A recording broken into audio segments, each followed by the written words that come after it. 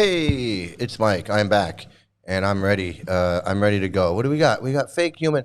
Hey, it's fake human. How you doing, man? Clown with some red dot and some paint. Um, hey, your concerns are heard and respected here. Okay, absolutely. Thanks for being here, Contentment John. Um, okay, integrity means posting to help, not just to be seen. Okay. So, thanks for being here. And I got a lot of stuff I want to get to. I got some knitting cult lady, and then I have some stuff about what's going on in India right now. So, I'm going to get you up to date on that. So, I'm going to get right to the opening. So, let's get right to this. Where'd it go? Here we go.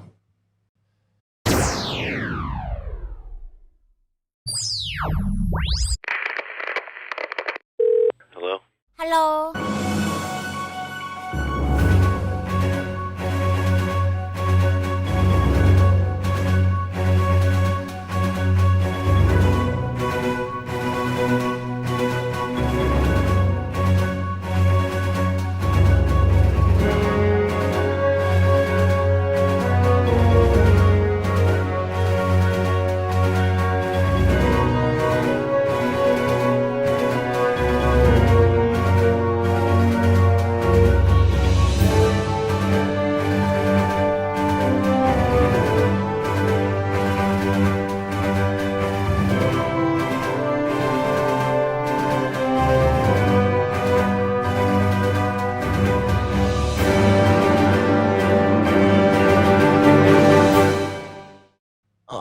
All right. Thanks for sticking that out with me.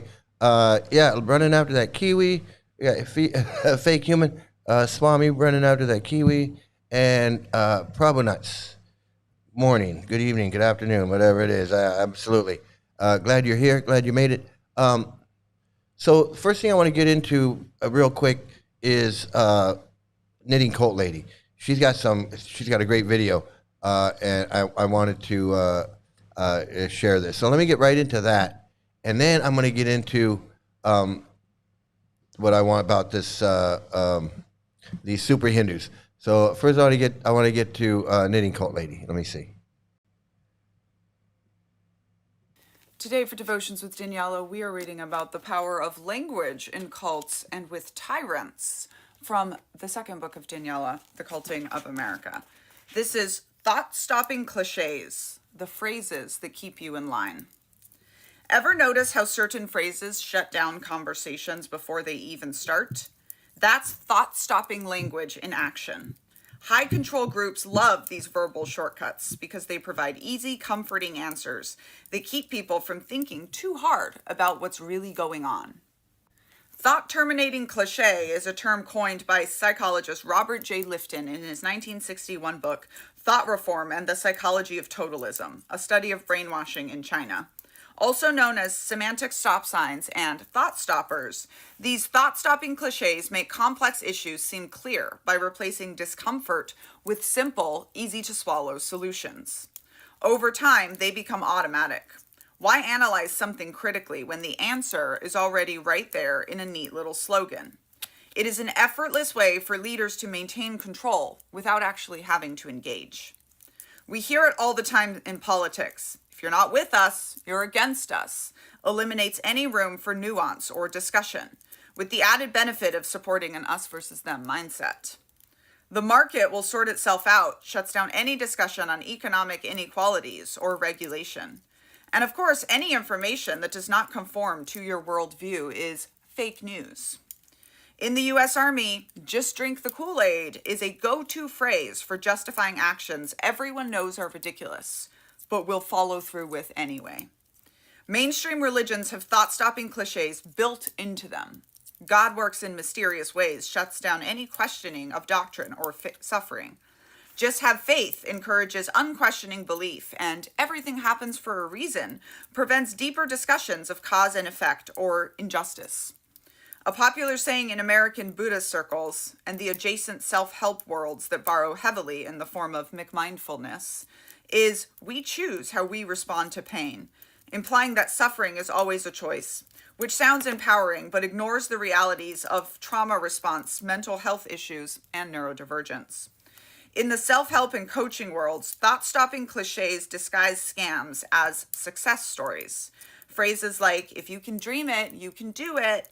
That's just limiting beliefs, and you manifest your reality. Shift all responsibility and blame onto the individual. If you fail, it's not the advice that was flawed. You didn't believe or try hard enough.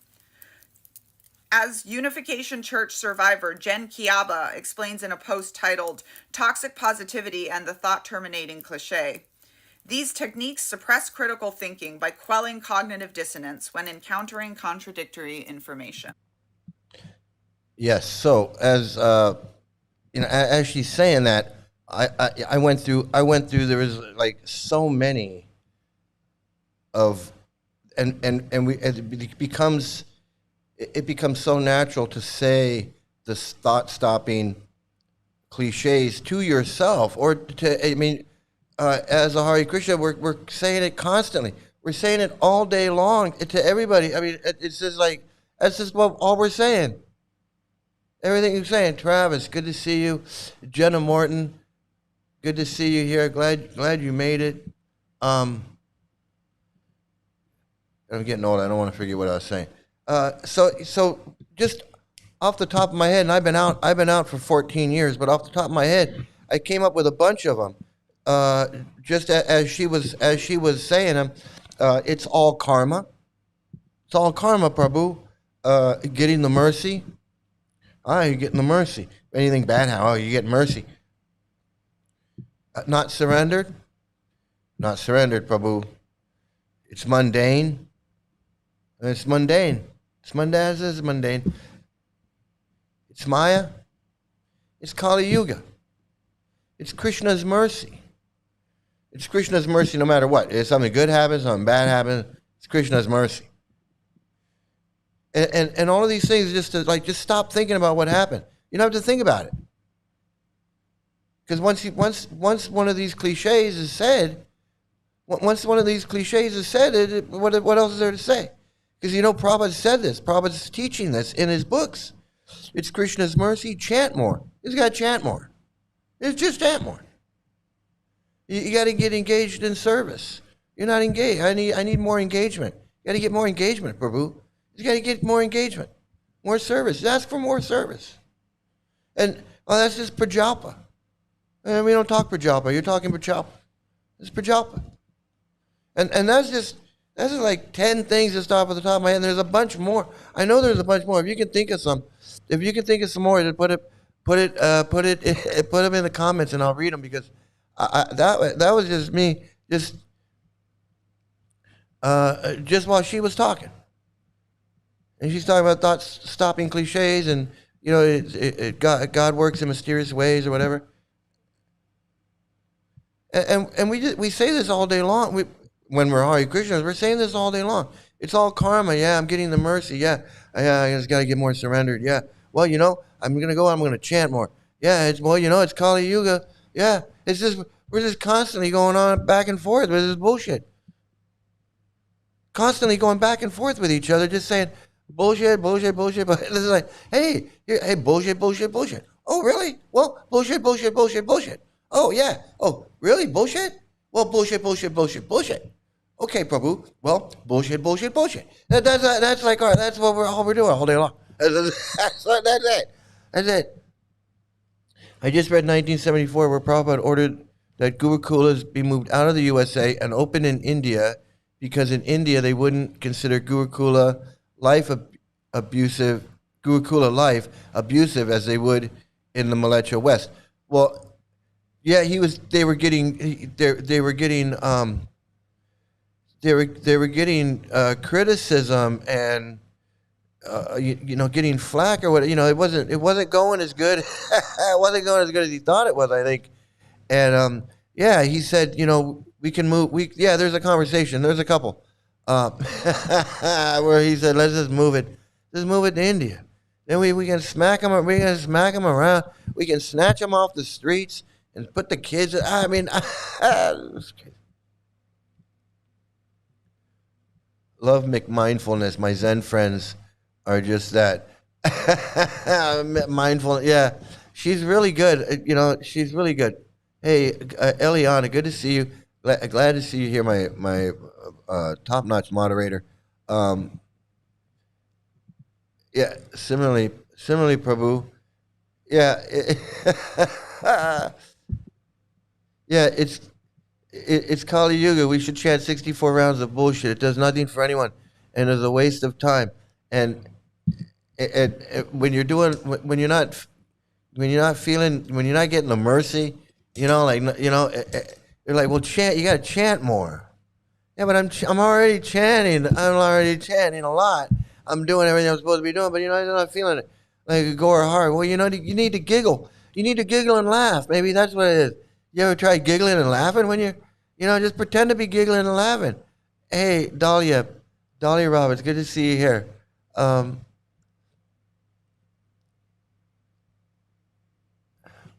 Yeah, I think I read one of those conversations during a live stream when he was talking about, or we were talking about something. I'm pretty sure we did that. But yeah, it might be that same conversation where he's telling them where they're telling Prabhupada what they're doing. They're giving him the rundown, and he's correcting them. He's going, no, don't do that. Do this. Let them play. Let them do that. Don't do that. It could be that same conversation. I can't remember. Okay, so we did knitting cult lady. I want to get into. So those of you who don't know, I mean, because I don't know how much you guys keep up on Hare Krishna. I don't. I really don't. I do now. Kinda, because I'm making content. So yeah, I'm keeping on. I mean, it's kind of is what I do now. But I'm not like a journalist where I have, inside info or connections with, like Pod. I'm not on any mailing lists or anything. I'm not getting. I mean, Tim sent me something, and that was about Sridham. That's how I found out about that. And Rafal sends me stuff, so I do get stuff like that. But I'm not like this investigative reporter. Not yet. I mean, it's turning into that. But I don't know how much you guys follow. That's why I do these shows. You guys come here and you get whatever I know. I can spread it out. But evidently there's some shit going on, and I didn't know about it. Yeah,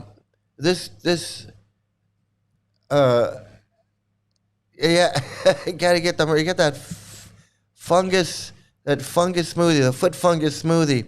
You got chant more, giggle, laugh, and get that. Get the Gora hoodie. I'd have my hoodie on, but it's hot, and it's just too hot for that hoodie right now. So where was it? Okay, so this Rishikesh festival that they're doing, okay, and it's this Guru Palooza. It's Guru Palooza in Rishikesh, and of course Indra Yumna Swami's there. It's really big. I guess it's always big, but this year, okay. So I don't know if you guys are up to date on this. What's going on right now? In fact, got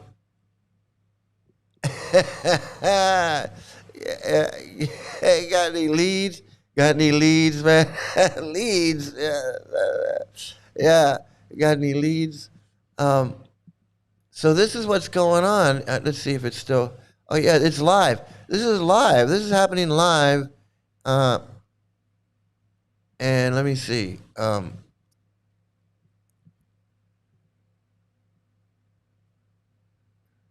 Because then you guys will know, you guys can see it. You know what I'm talking about here. Let me see. Okay, here we go. What happened to this sound? Okay, here we go. Hare Rama,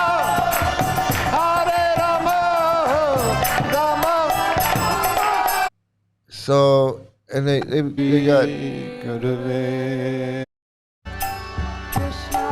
here's Indra Yumna doing his thing. Hare Krishna, Krishna Krishna, Hare Hare, Hare Rama, Hare Rama. That was earlier in the But that's what happens stream. when Here your he's heart gonna is just devoted. do his thing. And Hare Rama. so that's what's been going on. It's still going on. So this is it live. This is what's happening like right now. Hare Krishna, Krishna Krishna, Hare Hey, how you doing? Avaraj, Anand, great to see you here. Okay, so this is live. I guess this is live in Rishikesh, and so I guess they do this every year, I guess, right? And yep, absolutely. It's a noisy gong and clanging cymbals on steroids. Okay, so as you can see, it's it's a white Hindu fest, is what it is. It's a white Hindu fest.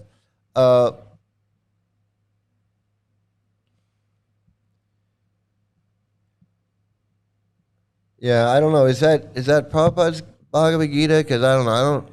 I don't like to read books by pedophiles. I'm sorry. I don't know. If that's Prabhupada's Bhagavad Gita, I'd rather not. I'd rather not.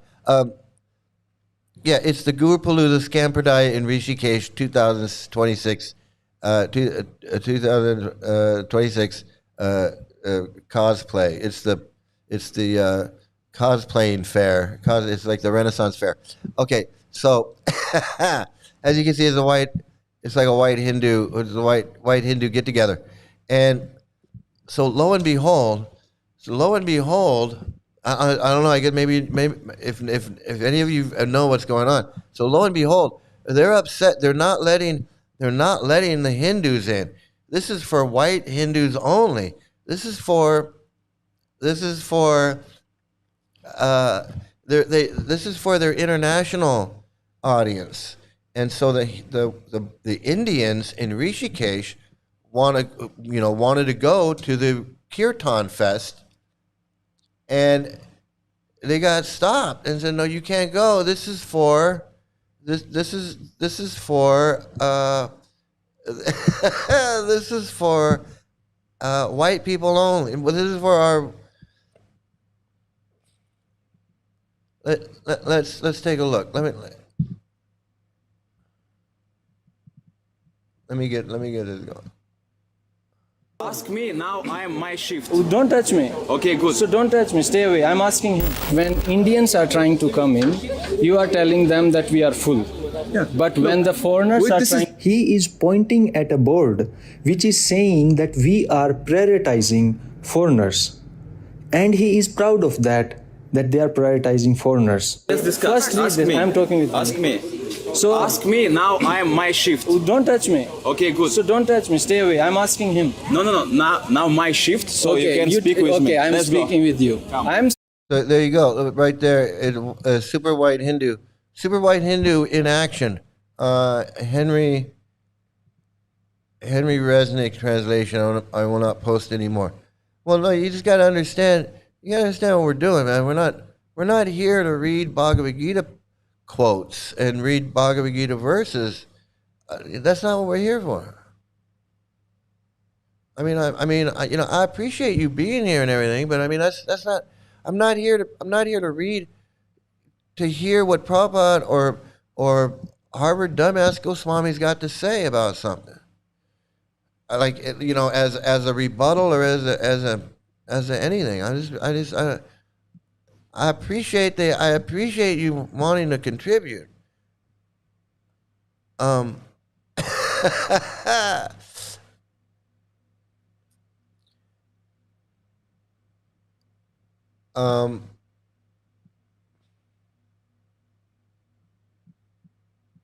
Yeah, I mean, I just don't know what that had to do with anything.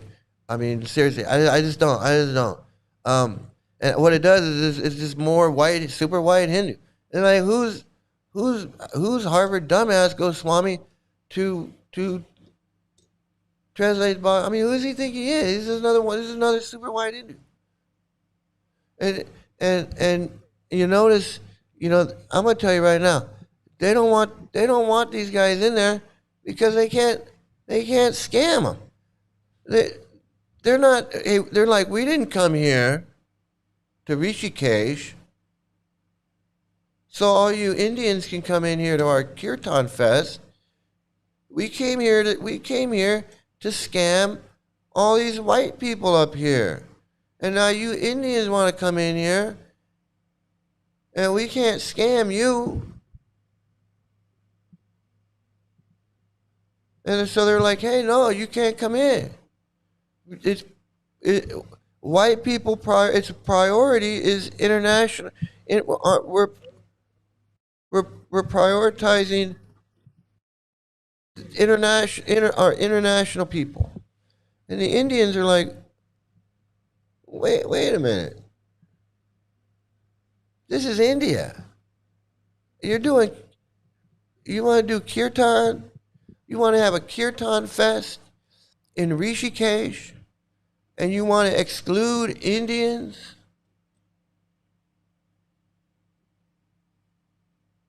The Indians are like, what?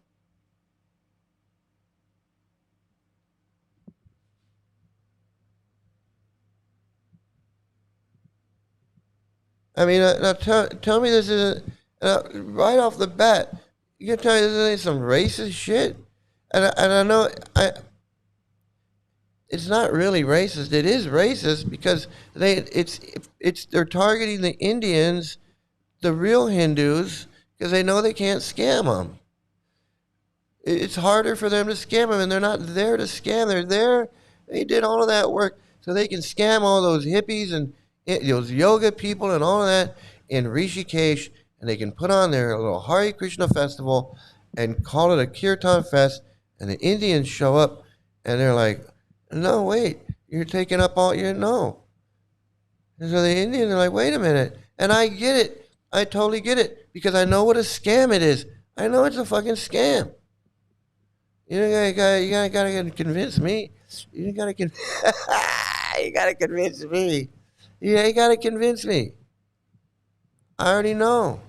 These super white Hindus want to tell everybody who can do what, and who can do what, and who's a devotee, who's not a devotee, who's a Hindu, who's not a Hindu. No, we're not Hindus, we're super Hindus. Fucking racist. It's racist bullshit, I'm telling you. Come here, you. When I was at the gate and this guy said that, oh, you have to come for the reservation, I instantly knew that this is racism. We do not have the same level of access to Kirtan and culture. Repeat again.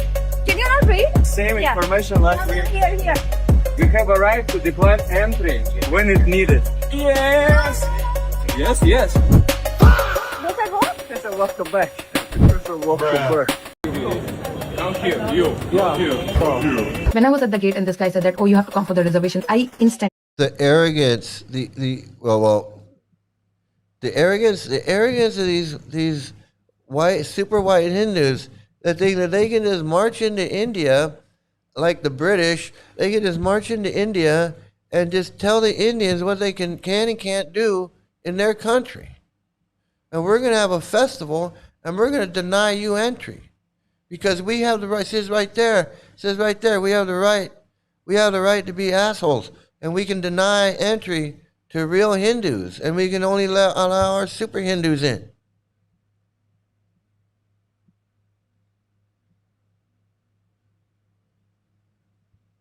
That's what this shit is.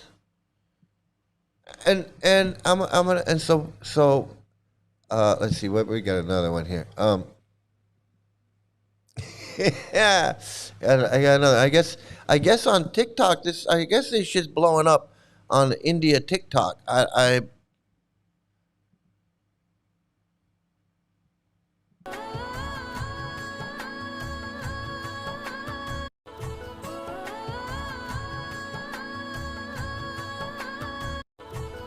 telling the Indians the discrimination at Rishikesh Kirtan Fest 2026 held at Anand Dham Ashram. Videos show Indians turned away at the gate while white foreigners waltz in freely. Visitors call it racism in their own backyard. Yeah, it is.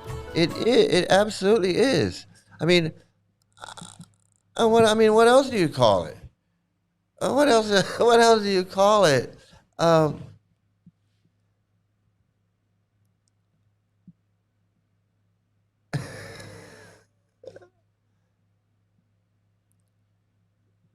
Super white Hindu telling Indians what a kirtan is and what Hinduism is. It's got to, and I know in India, they like in India, like they can't see. It's like, you know. Okay. Let me.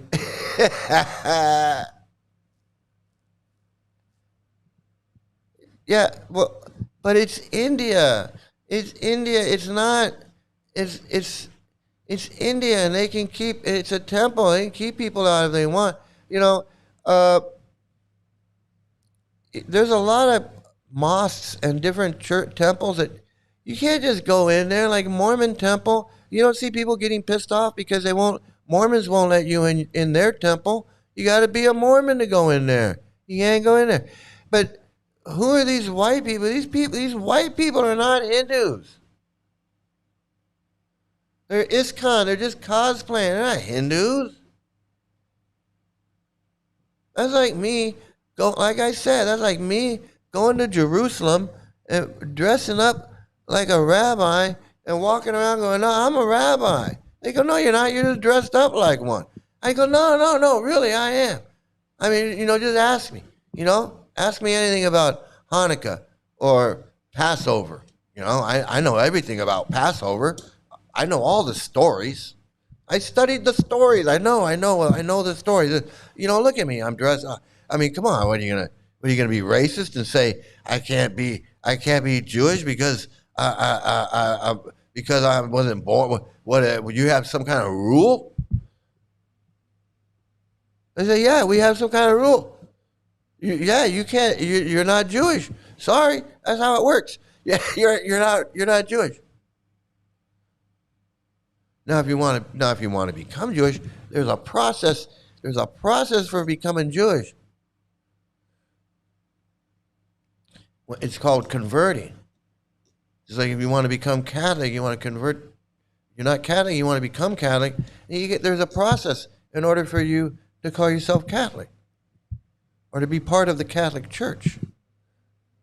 You can say, you know, my wife's Catholic and I go to church with her. And I really like all their stuff, but I'm not baptized or anything with the Catholic Church. I'm just like, my wife is, you know, that doesn't make you Catholic. I mean, of course it's all wacky, but I'm just saying, you know, so these Indians are like, what? How dare you white people come into our country and then you're gonna try and tell us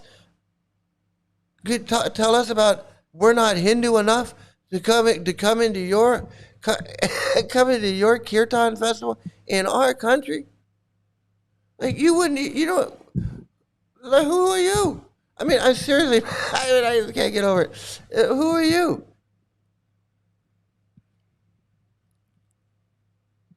When was this? It's going on right now. This is going on right now. It's happening as we speak. It's happening as we speak. This is it live. This is it happening now. Rama, Rama, Hare, Hare.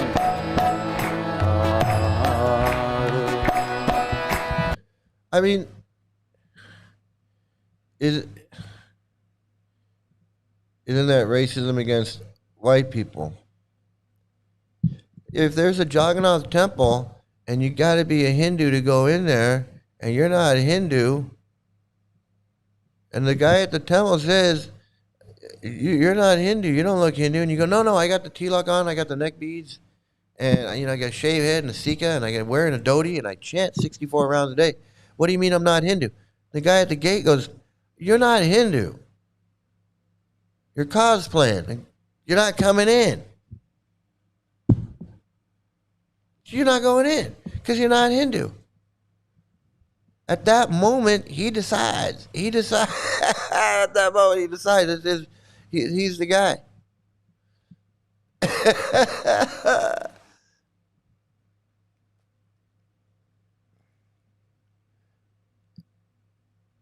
Yeah, it's okay. So let me see.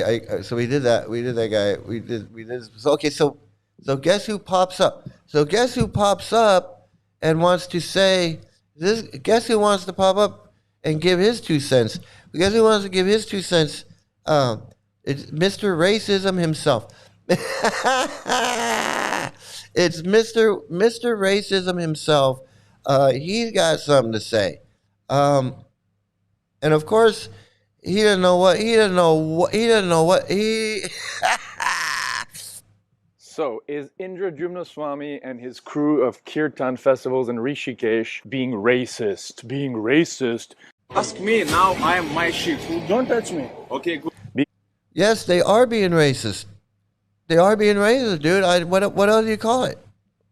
Because they make it a point to try to make Indians, local Indians, understand that the evening slot, given the limited space in that area, is for international people. That's the question of this video today.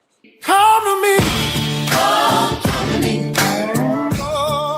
Now, I have 2 positions on it, and I'm kind of like 20% on the first one, which I'll explain now, and 80% convinced on the second one, which if you just stick around, you'll hear the arguments. I'm making this video because at least 2 or 3 viral reels on Instagram and YouTube came out where there's some local Hindu Indians who are like up in arms about how racist, this Rishikesh program is. Dude, do you not know? Does he not know that the British were in India treating Indians like shit for like 400 years? For like 400 years? Subjugating the Indian people and teaching them that their religion was trash and this and that, and trying to destroy their culture and practically enslaving them, robbing their everything, taking all their labor, all their rich, everything valuable out of their country for 400 years, almost 400 years, 300 something years, since 16 something. 1600 and something is when the first British thing went into India, a trading company, the East India Company, whatever, something.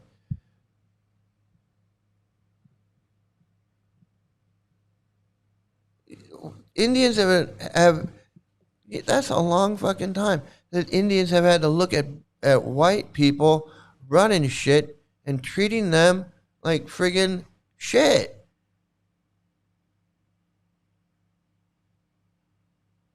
And now you guys come in here in the year 2026 and you're going to come marching in, Indradyumna Swami and all his white European disciples and women and racist fucks like this guy?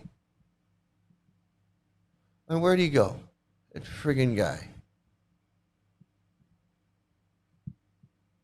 Like this guy? You can't understand?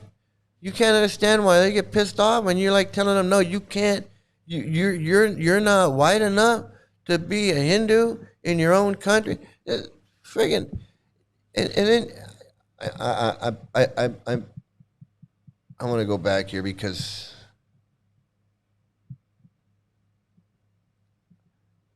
he tries to say something here. Cringe level, making a huge hue and cry about it. How can you do something like that? Like in my own country. Are they justified? Now, on the one hand, they are. On the one hand, Krishna himself says in Bhagavad Gita, Vidya Vinaya Sampanne Brahmani Gavihashtini Shuni Chaiva Swapakecha Pandi Samadarshinaha. Therefore, there should be no question of, you know, selecting souls in this type of body versus souls in those types of bodies to come and participate in what we can call the Yuga Dharma, the process for Kali Yuga, for attaining self-realization, namely Harinam Sankirtan, chanting together. So then everybody should, so he's saying, yeah, only on one hand though. Only on one hand. Only if you want to look at it from the point of view of Bhagavad Gita, does it make sense that everybody should be able to go. The names of God. And therefore, if someone is discriminating, oh, you're Indian and you're international, or you're white, you're European, what kind of spiritual person is that? Good point, good point. On a more mundane material level, which is not to be ignored either, it's not as ontological. Thought-stopping cliche. On a mundane level, Logically profound, but it has validity. Rishikesh is in India, the nation state of India, and so you would think that locals who are born in that nation state should not be discriminated against. On the contrary, they should have first access to any type of cultural or religious program taking place on their own home turf. Okay, I'll grant that. Anyone who has some intelligence, I assume, would agree with that. So as I said, I stand about 20% on these points that I just made. But here's where I'm like, come on lady, come on guy. Stop acting like a little child, a little entitled brat. And before I explain, let me give you a reverse scenario. Let me give you a reverse scenario and you tell me if my reverse scenario here makes sense. Imagine the reverse scenario. Imagine we're talking about a Christian outreach program in the United States of America.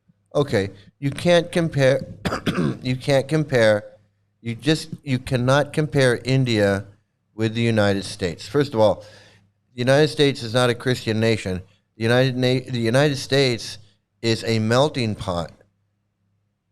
There's a lot of Christians in America, but there's a lot of different denominations and there's a lot of different religions. There's a lot of different. It's not the same as India, and not only that, because America it has a whole different culture of being a melting pot where there's all kinds of different people all over the place. You can't try, and he wants to make a comparison to like, what if there was in America, if there was a Christian organization and it was preaching to Indians, and then they said, no, we're preaching to Indians, but you white Americans can't come to our Indian. It doesn't fly. He doesn't understand. He's trying to make a comparison, which it would work if he was saying, let's say he was comparing India with another country that is like 90% Hindu and just a small percentage of, like Saudi Arabia or something like that, Lebanon, where it's the majority is some Islamic religion, and then you got some Christian, and you got a small amount of Jews or Christians there, and maybe some other. You can't compare India with the United States and try to say, well, would that fly in the United States? It just doesn't. No matter how you try to frame it, and no matter what argument you have, you can't. It doesn't. You just can't do it. But I understand what he's trying to do, and it just doesn't work, because you can't go to India and try to exploit their culture and exclude them from their own cultural events. You're trying to say we're having a festival of India, but we're prioritizing non-Indians. The fuck is that? That doesn't sound like a festival of India to me. You want to have a Kirtan fest in Rishikesh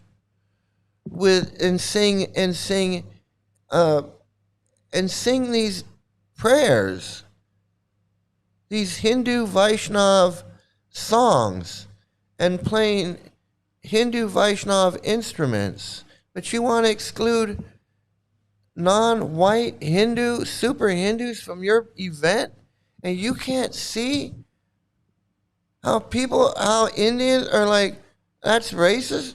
You can't, this guy doesn't get it.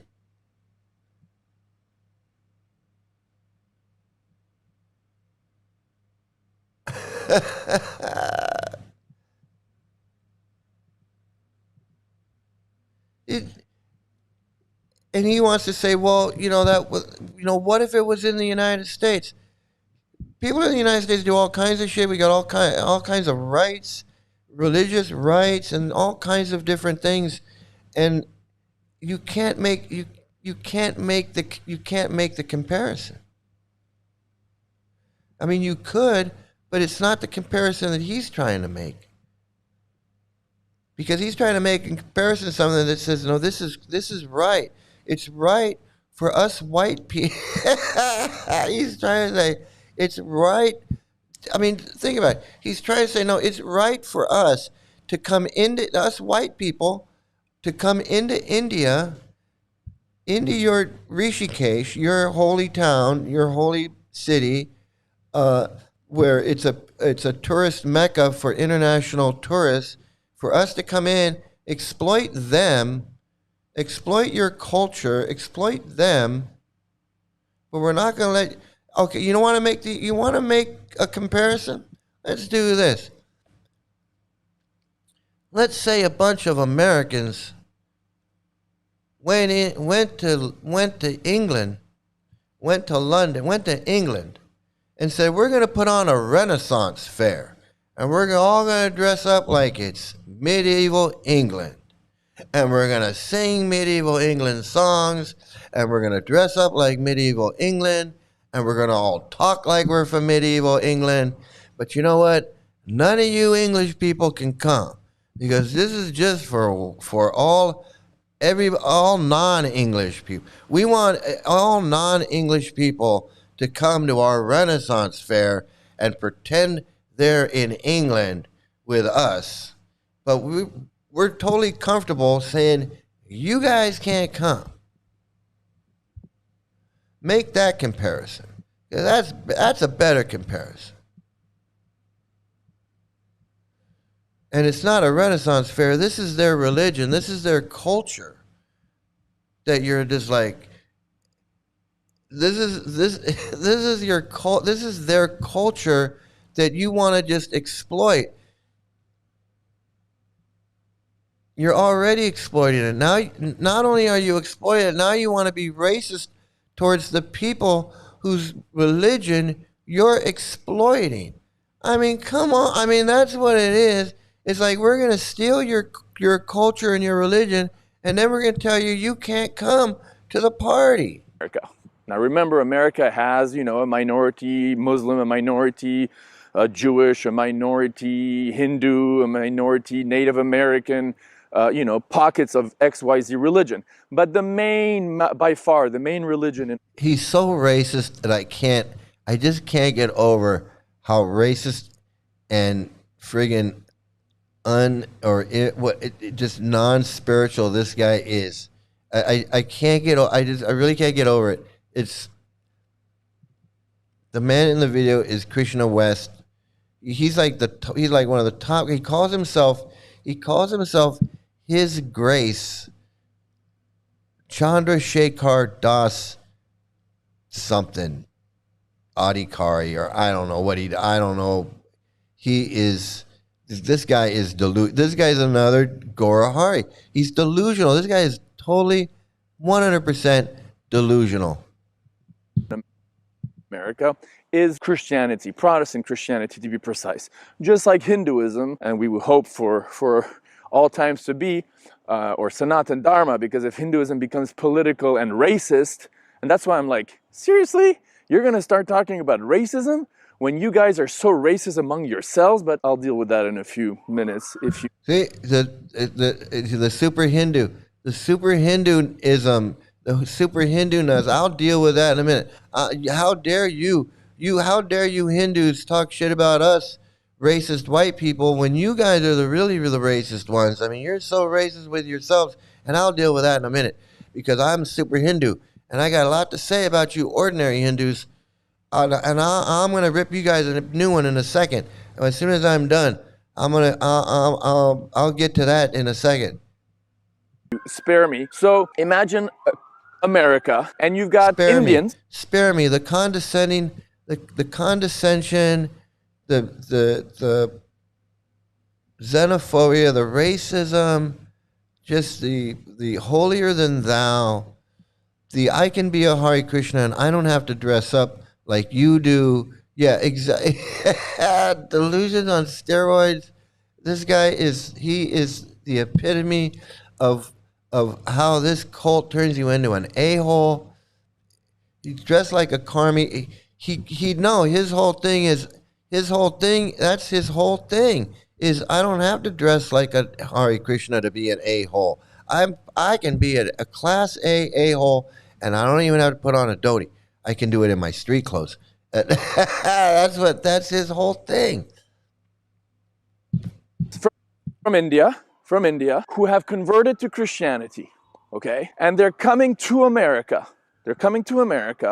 And they're organizing a big program and they're targeting non-Christian Indians, let's say non-Christian Hindus in America. And they're doing a whole program with the specific, target or to specific goal of attracting these, non-Christian Indians.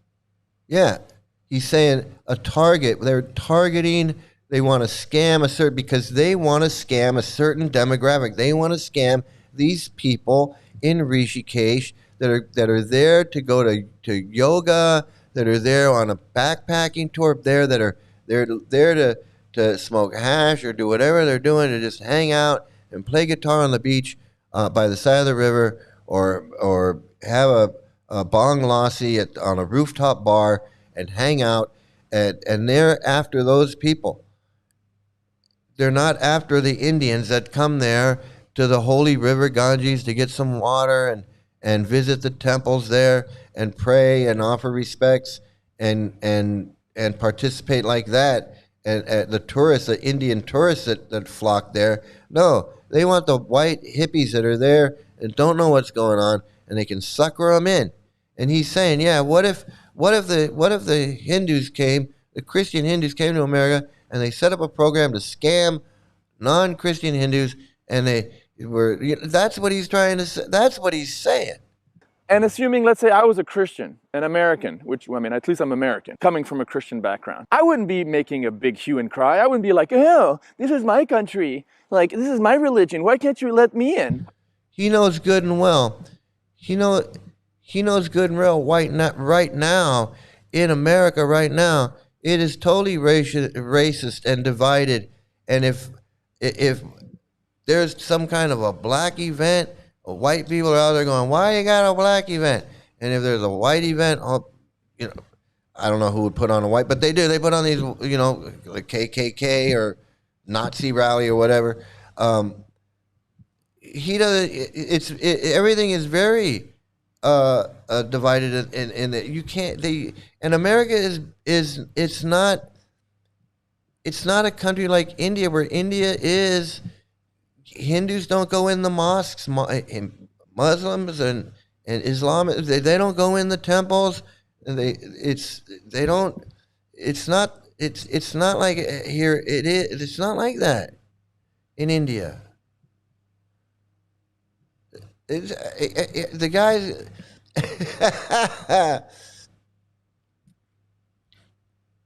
Yeah. Instead of a dhoti, men should wear a Scots kilt and have a bagpipe making a nuisance. Yeah. I mean, according to him, he should be arguing for that. We should be able to play bagpipes. If I want to play a tuba and a kirtan, Prabhupada says that there's no hard and fast rules. So why can't I?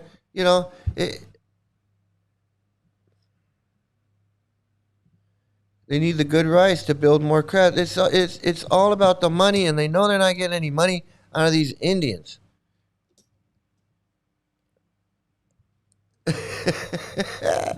The Super Bowl halftime was even divided. Exactly.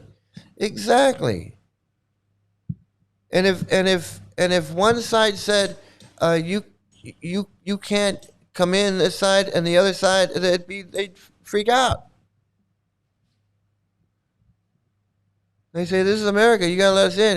Everybody's allowed to go everywhere. But even in America, Americans know that if you don't enter somebody else, you don't enter somebody else's temple or church if they don't want you to, if you're not in that religion. You don't go up and go, hey, I don't care what your rule is. I want to go in the Mormon temple. Well, you can't come in here. It's Mormons only. Well, I don't care. I want to come in. I'm an American. I can come in if I want.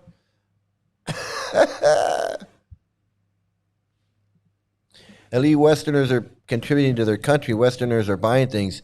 Maybe they should be a little grateful. Yeah, they appreciate that, but they don't like being treated shitty. They're like, well, you come in our country and you're taking advantage of us. You're taking advantage of our religion. You're taking advantage of our culture. You guys come in here making money off our culture, and then you're gonna try and exclude us and tell us that we're not Hindu enough to be in your kirtan. Like, why can't we? The kirtan is from India. This is our thing. Yeah, it'd be like, here's an example. That'd be like the Indian community in LA, right? There's an Indian community like in Artesia. There's a bunch of Indians that live in Artesia, like little India, little whatever, little Delhi, whatever, little India. If let's say they put on a 4th of July festival, big 4th of July,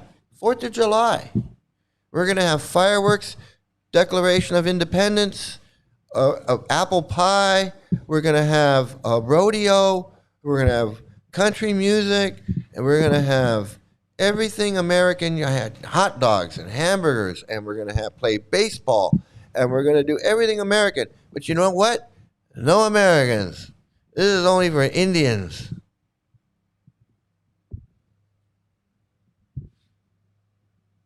This is for Indians. This is for Indians in Artesia. We're going to celebrate 4th of July. But you Americans, this isn't for you. This is for us. Americans would be like, what are you talking about? This is 4th of July. You're in America, you're celebrating 4th of July, and you're telling us that Americans can't come to your 4th of July celebration in America on the 4th of July? And you're having hot dogs and hamburgers and flying the flag and Willie Nelson and all this stuff, and we can't come? You want to make a comparison? Make the correct comparison. The comparison where you guys are the racist, the comparison where you guys are the racist assholes. That's the one you got to make. Where you guys are the racist assholes. That you don't want. That you're trying to scam these Indians and you don't want them around, ruining your good time. I'd be like, oh my God, you're trying to get people, from India in this country to convert to the religion of my country, to convert to my religion. By all means, have the whole place to yourself. But and if you need anything, I'm rooting for you. No, that's not. You're wrong. And I'm willing to help you in any way. Just let me know. No. But of course I'm gonna leave my place for those people, because that's the target audience. And I'm so grateful. The target audience, it's a scam. It's a scam. And the Indians are ruining the scam. It's crazy. Oh man. Some good rice. Yeah, I need some good rice. I'm getting kind of hungry. I need some good rice. And all the Indians in my city are wealthy medical science people. They have a huge clean temple, and all are welcome. Yeah, I mean, that's the thing. Is and it's a kirtan fest, and they probably charge money to get in. They're like, no, you can't You can't. And they're like, well, we can't pay to get in. And they're like, no, because we want the white people to come in because we want to scam them. I'm telling you, that's what it is. Otherwise, what is it? You tell me why they don't want their money's no good. They don't know the prayers. What's the real reason they don't want these Indians in there? And the Indians know what the reason is. They know why they don't want them in there. I mean, come on, let's be serious, man. We know what's going on. Okay, so here's some more propaganda, because this is their propaganda. This is what I'm saying.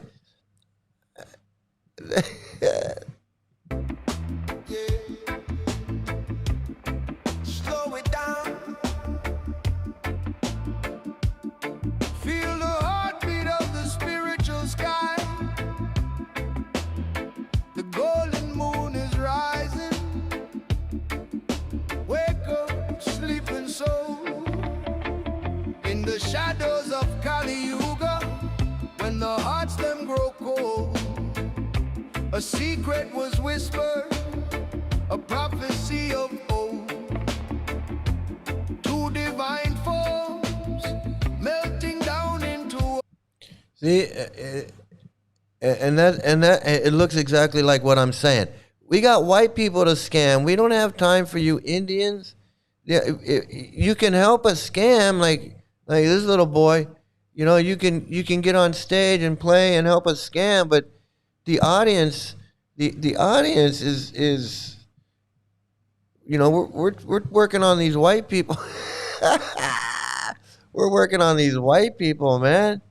Sleeping soul in the shadows of Kali Yuga, when the hearts them grow cold, a secret was whispered, a prophecy of old. Two divine forms melting down into one. The golden avatar shining brighter than the sun. He took the golden color and the mood of Rather's grace to taste her deep devotion and the tears upon her face. He didn't bring no. We got white people to scam. We got white people to scam, and we don't need you Indians coming in here and ruining our good time. Plus, you Indians, you ruin our preaching. We don't know what you're gonna say to our audience. You start talking to our audience and telling them we're wrong, or telling them that no, Krishna's not this. It's not. We're wrong, whatever. We can't take that chance. We're trying to squeeze every dollar out of these people we can. We didn't come up here to do that. We came up here with a plan. We came up here with a plan. We came up here with a plan. I mean, look. I mean, you can tell we want the white people. Look. I mean, all we're showing is white people. I mean, look. The only time you see any Indians is when they're helping us scam the white people.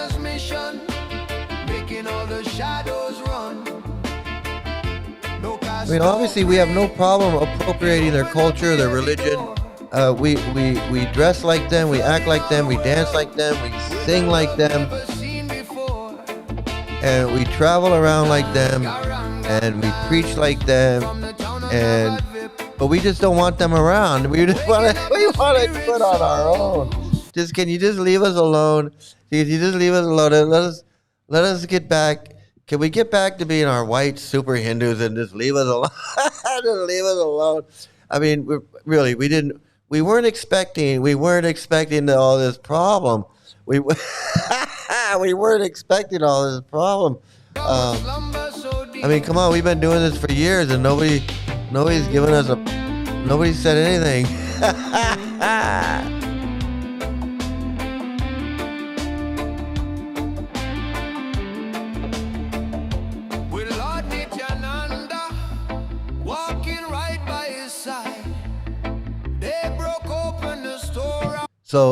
So hey, Joe Lynn, great to see you here. That's okay. You can bring a note next time. You can bring a note next time. So as you can see, I mean, it becomes pretty clear. When this guy's talking about target audience, we know what he's talking about. He's giving it away, right? This target we have a target audience. We're not just having a Kirtan festival. Jai Ganapati. Oh, okay. So, okay, all right. I was wondering. Good to see you here.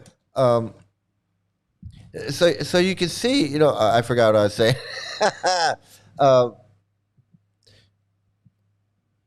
But the target audience, you can see who the target audience is. When he's talking about target audience, he's talking about these white people, and they when they come up there, they go to Rishikesh with their Kirtan festival.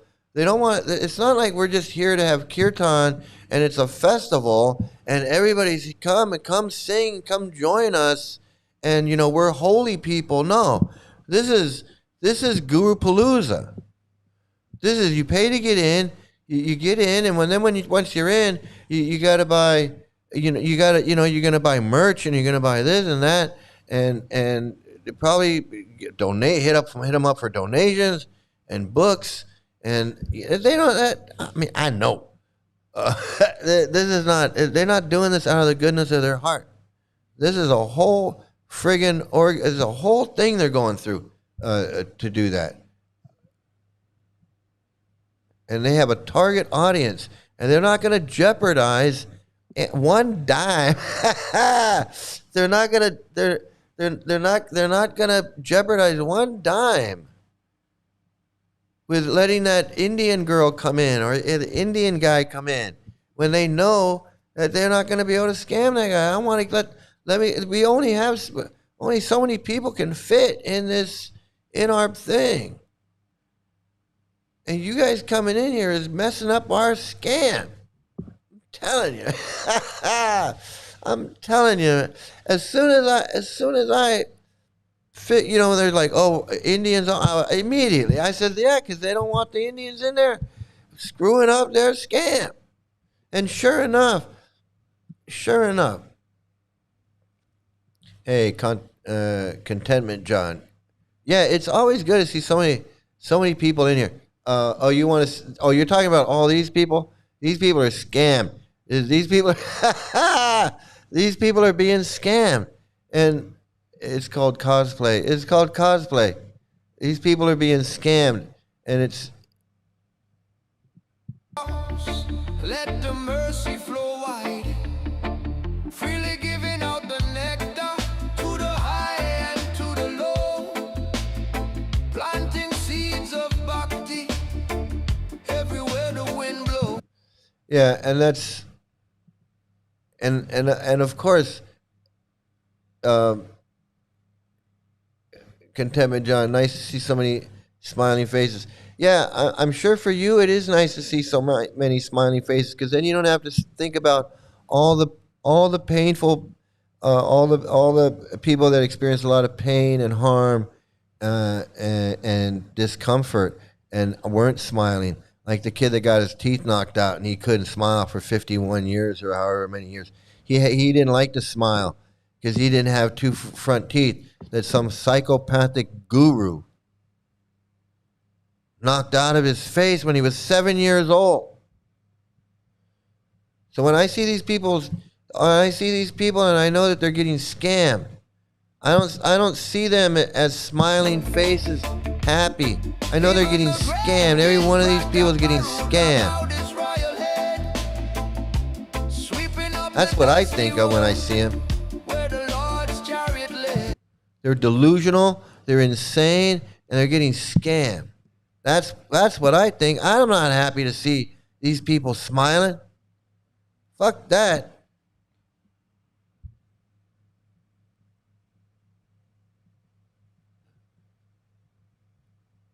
That's exactly what the cult wants. It's exactly what the cult wants you to think. Oh, look, they're all smiling, having a good time. Look, they're all having a good time. Meanwhile, a bunch of kids aren't having a good time. A bunch of kids haven't had a good time. A lot of people are suffering. People are suffering right now. Kids being abused right now. All this friggin' Guru Palooza's going on right now. There's kids in Mayapur and Vrindavan getting abused. Guaranteed. Just being in the cult is abuse. Just being in the cult is abuse.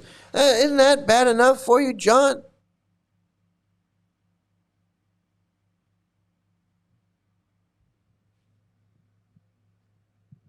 Anyone getting scammed, it's not fair whether they're Indian or Western. People shouldn't get scammed. I know. Just they don't understand. They don't understand. These people are getting scammed, and their children are in harm's way.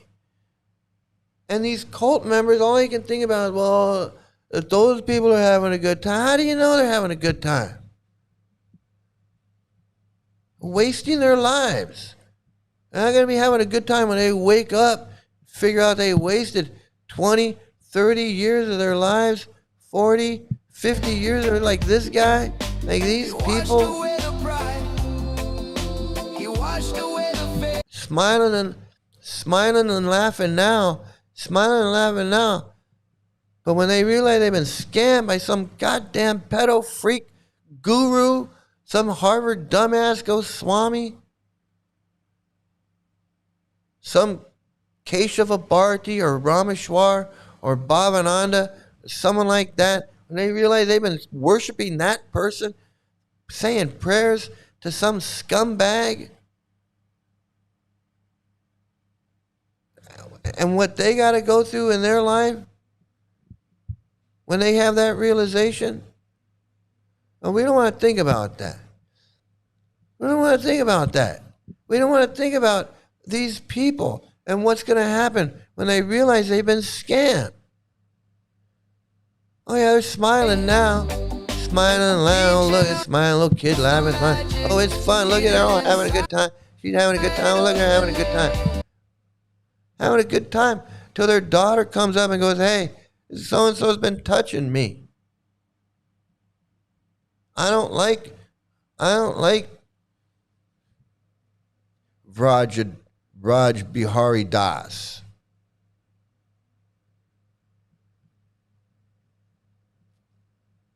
Think it. People, everyone thinks it's not going to happen to their kid. I didn't think it was going to happen to my kid. God damn it, I didn't think it was going to happen to my kid. Nothing's going to happen to my kid.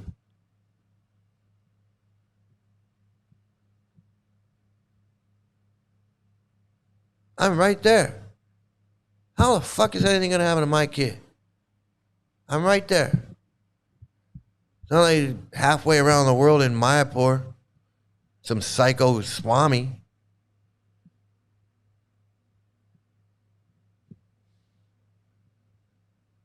That's why I'm saying, you see this little girl right there, and I go, that little girl could be in danger right there.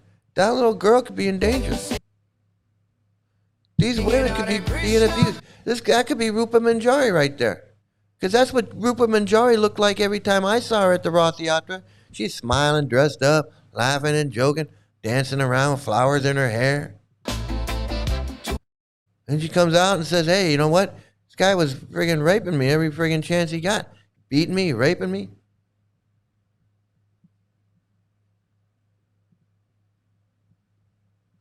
I'm serious, man. Like, well, Mike, you say that on every... Well, fuck. I say it every time I can, every chance I get. These fucking freaks, every time I go to one of their videos, all I see in the comments, Jai Prabhupada, Hare Krishna mantra, Jai Prabhupada, Hare Krishna mantra, Hare Krishna mantra, Jai. You guys say the same shit over and over and over and over and over and over and over again? I'm going to say the same shit over and over and over again.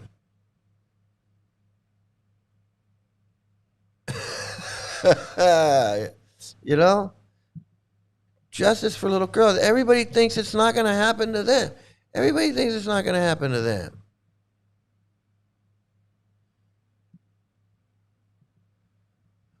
I know, Travis. You know,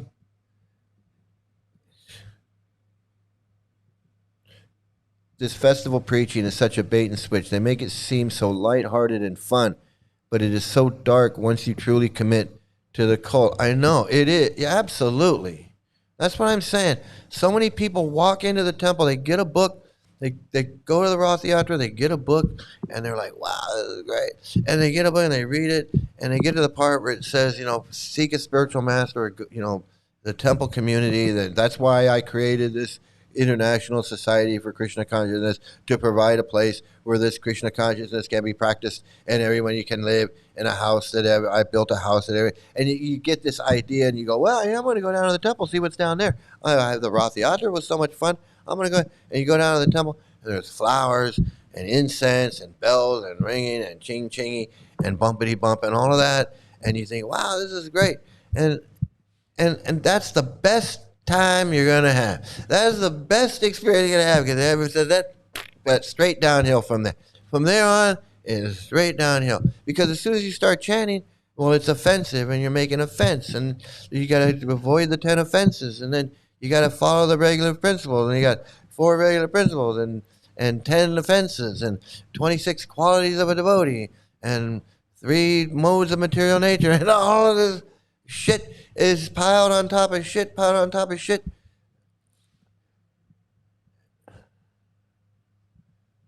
This is the happiest you're ever going to be, is your day one. Day one, your first time you ever see. Lord Chaitanya's mission, making all the shadows run. No caste, no creed. I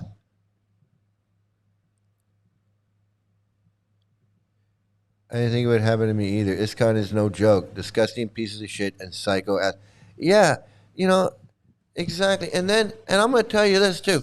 When it did happen, and I came to that realization that, oh my God, this really happened, and I got to deal with it. And with this whole GBC shit, and these gurus and the police and all of that, this shit is real.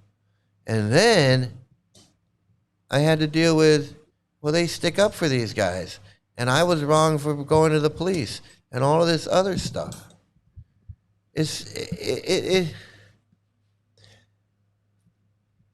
I didn't think that would happen. I thought for sure they were going to go, oh my goodness, Radharani, Sri Mukunda, oh, well, we'll catch that guy, and we'll kick him out and throw him in jail. I thought everybody come to, oh my God, no, I don't want anything like that. We all started out dancing and chanting it. After a while, it gets boring. The only ones that keep it up are the older ones on a power trip. Controlling young, stupid people is powerful. Yeah, it's power is intoxicating.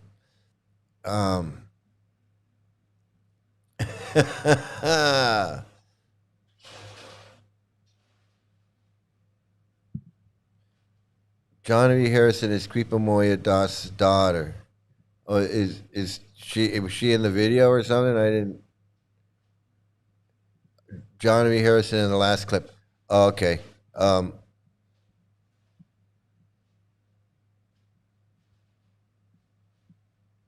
Rastafari. Yeah. Yeah. Once they get in the temple, they'll not be spent.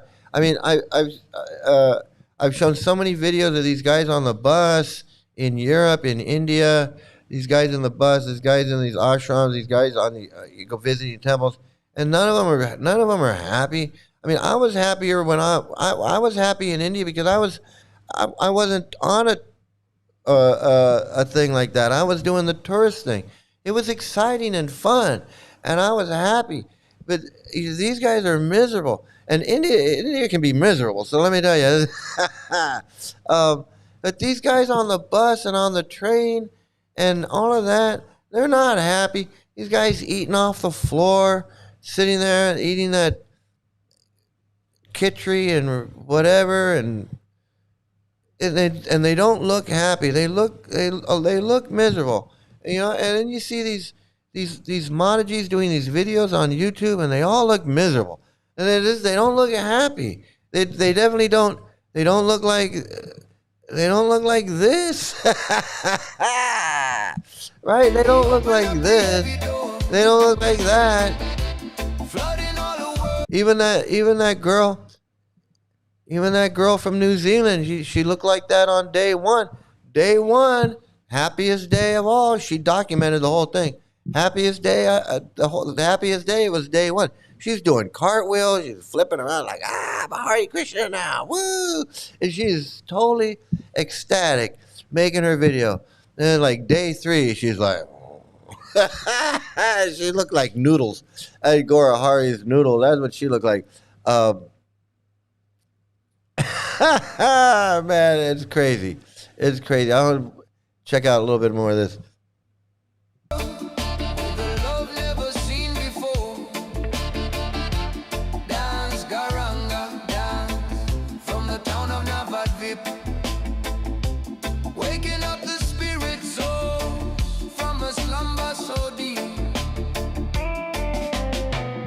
Yeah, so so they thought they could just bring their white Guru Palooza to Rishikesh and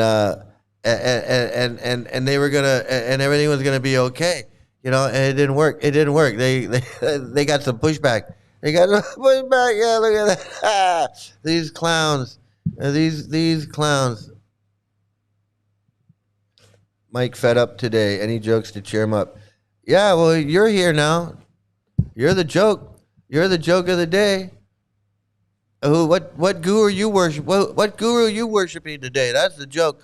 Tell us what guru you worship today, and I'll make a joke about that. How about that? That'll cheer me up. What guru you worshiping today? Is it Harvard dumbass Goswami or is it Agora Hari? Agora Hari make you cry today? Did Agora Hari make you cry? Oh, come on, man, don't cry.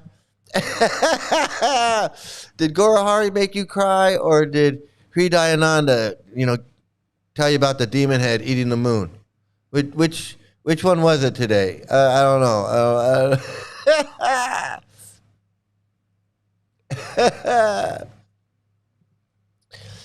I like in my experience in ISKCON that of a child at the foot of Everest mountain and told to climb. They expect you to run before you can even walk. Well, it's interesting because at one point, I don't know, maybe 10 years in, maybe I was 10 years in, and it kind of dawned on me that this is it. This is it. And then nothing else. 12-year-old body, go back to Goloka, chant Hare Krishna, sing and dance, distribute these books, go back to Godhead, become a 12-year-old girl, have sex with Krishna. That's it. And you can learn more. You can read. The more you read, the more stories you can learn. You can try to memorize them, and then you can tell them. You can share them with someone else. But basically, that's it. You chant Hare Krishna, follow 4 basic principles, chant Hare Krishna. Go back to Godhead, become a 12-year-old. Everything else is just more fluff. I don't know.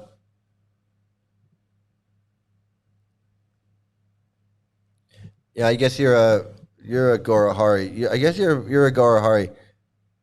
You're a Gora Hari patient.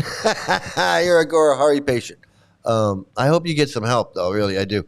Anybody who follows either any one of those, Harvard dumbass or Bhakti Vikash or Gora Hari,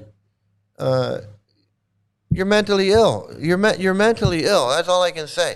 If you're calling this Gora Hari Guru Dave, and you think he's making you giggle and laugh, and you're having ecstatic symptoms of love of God, and you think that Hot Lips and these other people, Mr. Rave Man, you think these guys are are in some kind of transcendental bliss or feeling some kind of ecstatic symptoms because they're associating with Gora Hari in the Scampradaya, Lord Chaitanya, all that stuff, man, you need some help, man. I'm serious. You need some help. You need some help, man. I don't know how to tell you. Yeah, I got chastised for smiling too much. I got told, hey, don't joke around. Don't joke around. And I was joking around. I got told, don't joke around. It's offensive. You'll make offenses. It's operati. Can't joke around. And that's probably what I did. That's probably what I did at the Radhakund. I probably made some joke. Didn't take something seriously, and I made some grave offense. I don't know. I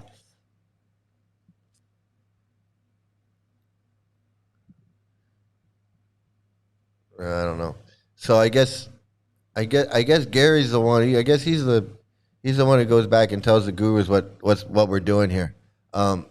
Maybe he's with pod. Maybe he's a pod guy. If you lived in the temple, it depends on who your initiating guru is. Pedo gurus love women to smile at them and winks a lot. You know, I don't. You know, it's so weird that I can't. I just don't know what it's like to be a woman in society, in Western society or Krishna society. But even like just Western society, you know, the way women, you know, the cat calling and the sex in advertising and the sex in everything and you know, seeing it from a woman's point of view and all of that. I can't imagine. I can't imagine what that's like. I never thought that women had, you know, this whole other worldview, you know. But Krishna consciousness, that to me that is totally incomprehensible. It's just I can't even get it. I see some white or fair-skinned Indians there in the video. Yeah, they want to be a part of the white. They want to be part of that whiteness. They want to be part of the whiteness. And Knitting Cold Lady explains it so well. You know, and a lot of people have figured it out. You know, it's that proximity to whiteness or proximity to charisma. You know, it's like if I can be if I'm a minority and I'm in proximity to the powerful white person and I'm in their orbit, then I'm safe. You know, and I might even have a little power. You know, like Lokanath Swami and these other ones.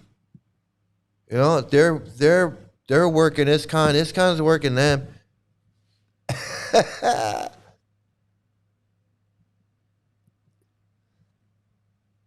Yeah, it's his job. His job.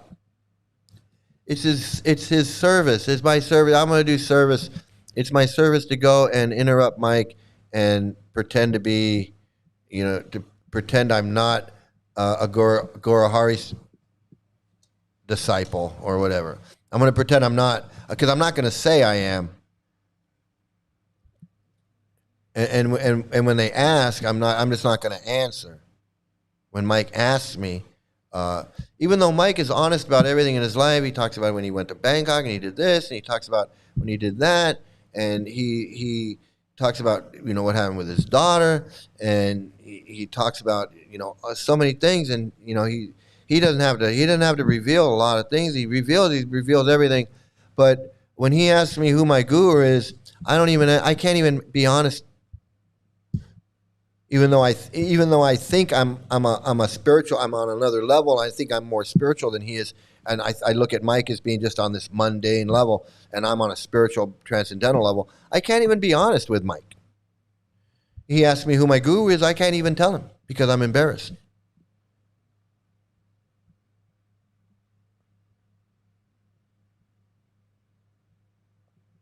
You know, and that's revealing, and all the viewers that are not Hare Krishnas can see how these people are. Yeah, he probably doesn't get enough attention from his guru. His guru doesn't give him enough attention. Because if his guru was giving him enough attention, what do you got to come in here for? If you're getting enough from whatever you're doing, you don't need to go find something else. Like if Guru Hari was really giving him whatever he thinks he's getting from Guru Hari, well, why would you come in here? Why would you care? You know, like if, you know, like I don't. You know, somebody might be criticizing. Somebody might be really criticizing something I really like. Do I care? I don't care. It doesn't matter to me. I don't care. They could be criticizing my favorite whatever. I don't care.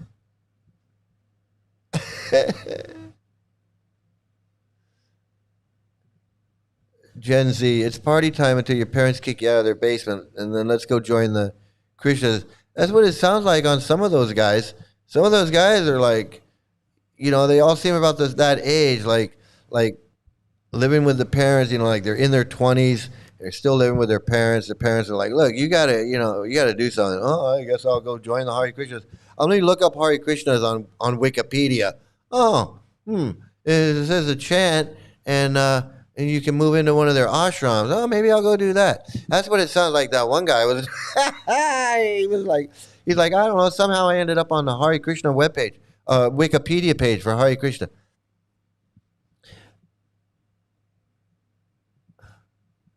Yeah, I know you do. You visit where you want, but see, that's the thing is you won't be honest and just tell us. You won't be honest and just say. Just say, I'm a follower of Hridayananda. He's my guru.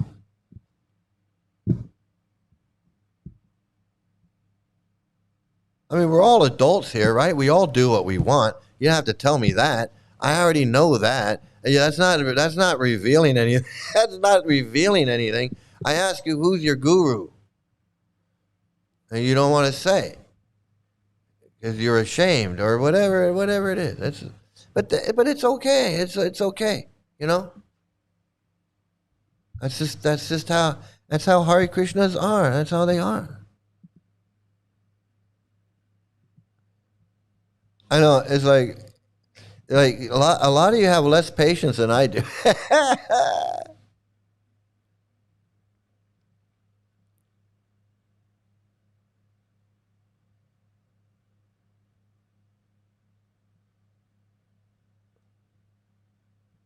Yeah,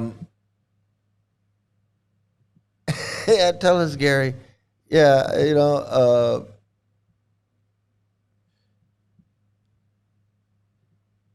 chant and be miserable. Yeah, justice for my daughter. Yeah, absolutely. You know, that's justice for her. But yeah, okay. So I forgot what it's time. Okay, I want to do a little bit of this.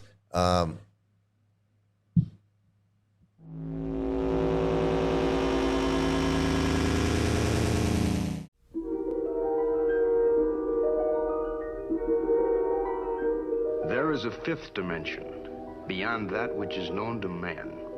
It is a dimension as vast as space and as timeless as infinity. It is the middle ground between light and shadow, between science and superstition, and it lies between the pit of man's fears and the summit of his knowledge. This is the dimension of imagination. It is an area which we call dimension of imagination, dimension of imagination, dimension of imagination, dimension of imagination, dimension of imagination.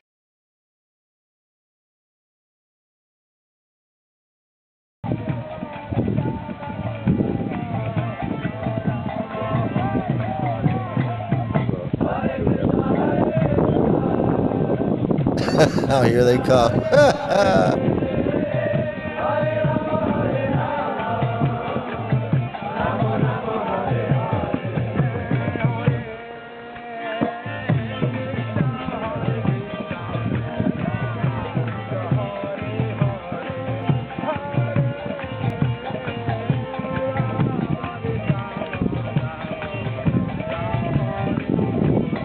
Okay, I just got.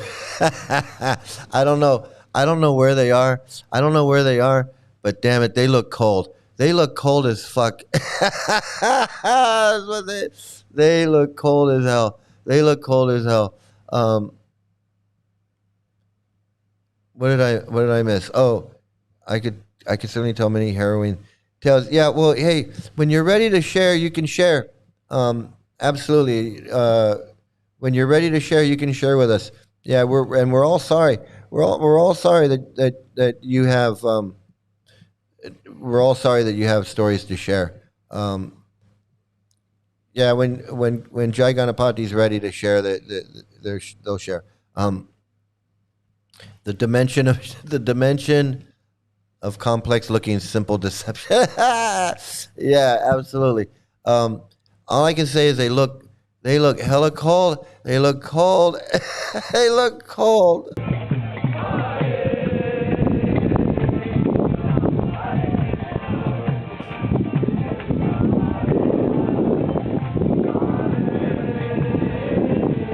He's like, yeah, it's warm over there. If we keep walking, it's gonna get warmer over there. I just know it. Okay, yeah, and so it's quiz time. It's quiz time. So what thought-stopping cliche is the one guy with the flag telling the other guy? What thought-stopping cliche is he saying? Is it we're getting the mercy? Is he saying we're getting the mercy? It's Kali Yuga, Prabhu. It's all karma, or this is Krishna's mercy. So which one is he saying? Which one is he telling him? certainly not chant and be happy. Yeah, I know they're not happy. You can't be happy in like 30-degree weather when the wind's blowing. I mean, look at, they're all bundled up. They got their hoods up. They got their Gora hoodies up, and everybody's got a big jacket on. That's insanity. That is insanity. Okay, let's get to the next video. Let's go, Mike. What's the next video? What is this?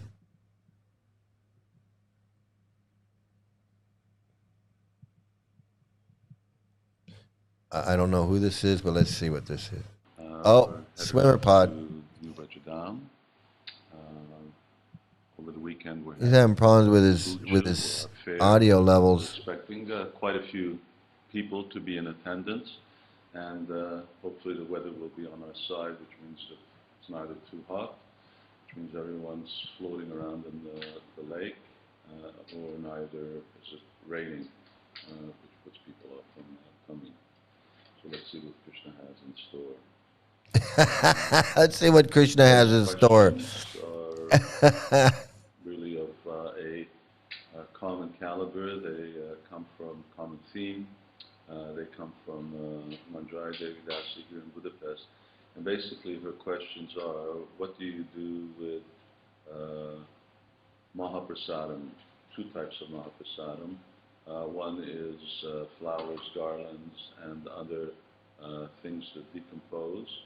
And the other type is things, sacred things upon which Shastra is written, the holy name is written, the Lord's name is written. Oh, so he's he's going to talk about the old conundrum of what do you do with something that has the holy name on it? Do you throw it away? How do you dispose of it is it trash or is it not trash? And what do you do with old flower garlands and other things, paraffin? What do you do? How do you dispose of these things? That's an age-old question that the sages have yet to answer these questions. Excuse expert, solution expert. Yeah, he's oh man. So that's Swimmer Pod there. He's gonna, and I guess he couldn't get his audio. He's having audio problems like me. That was a long time ago. He's moved on since then. Let's see what else we got. I think I'm gonna do one more video, and then I'm gonna move on to Krishna book. I told you I had a lot of stuff going on tonight. I want to move on with Krishna book. I'm gonna do one more video. See if I can get this going here.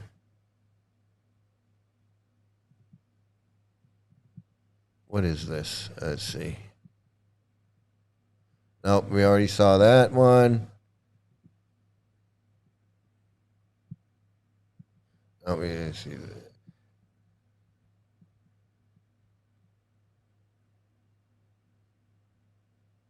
that. So this is evidently Rafael's been looking for this video for a long time. Oh my goodness. I can't believe it. Okay. Let's see what this is.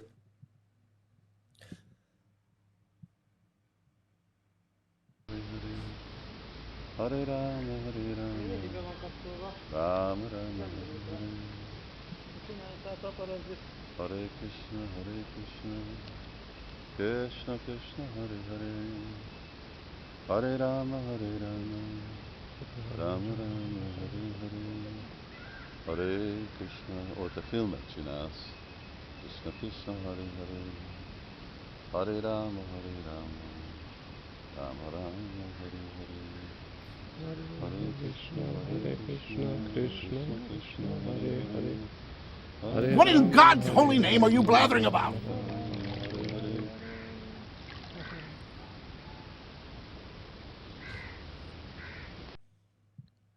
Okay. I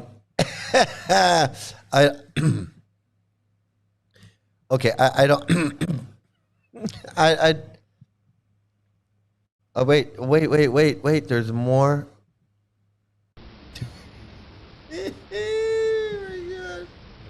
Oh my god. Swimming lessons for today. Swimming lessons.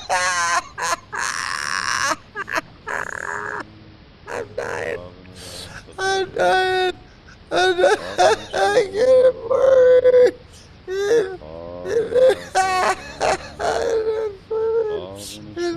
It's the Barbie.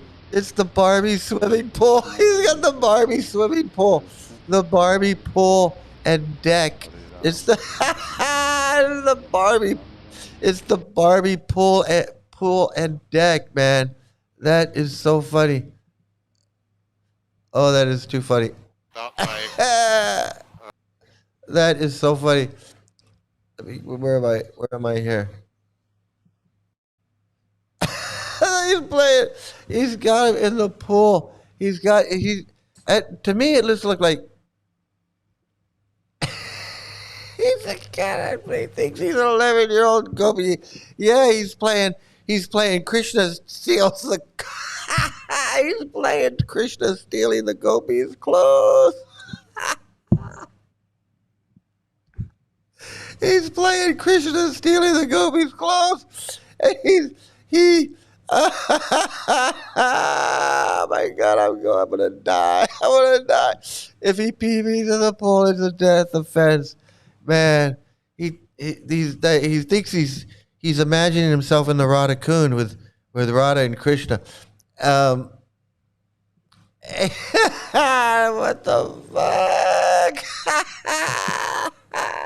It looked like an opportunity for him to just skinny dip with Radha and Krishna in the pool with his male with one of his male. I want to know. First it was Ernie and Bert. Now it's been I can't take it. Ernie and Bert. Good night, Bert. Good night. I can't take it. I'm dying.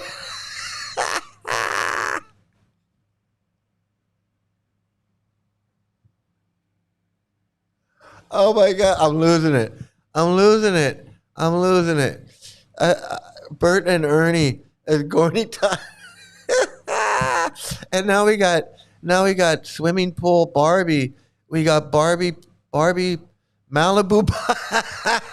We got Malibu Barbie swim house, beach house, Barbie, Barbie beach house. He's going to be a goldfish. He's going to be a goldfish in the spiritual world. He's going to be a turtle. He's going to be one of Radharani's turtles.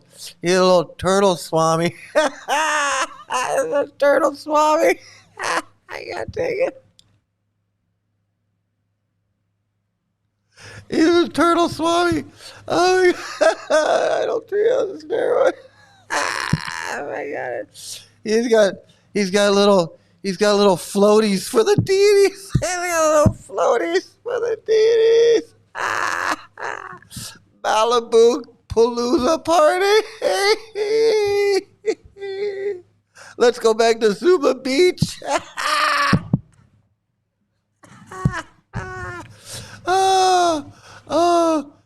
Jai Barbie he's Mattel Maharaj. Man, I can't take it. It's too funny. It's too funny. Is Barbie, Malibu Barbie with little floaties for his deities. He's got little floaties. He put them on the arm of the deities. Oh my God! That can't be real. Is that real? Did we really see that, or did we really just watch? Did we really watch Swimmer Pod? G.I. Joe Frogman. I know it's G.I. Joe Frogman. He thinks he's a Navy SEAL. He's a Navy SEAL, Swami. He's Scuba Swami. He's a Scooby snack for Scuba Swami. Oh my God, this dude Mattel Maharaj. He's too funny. God damn it. Oh, you guys are killing me. Okay, so that was watch it again. I know we should watch it again. Let's watch it again. Okay. It's a deal. It's a deal.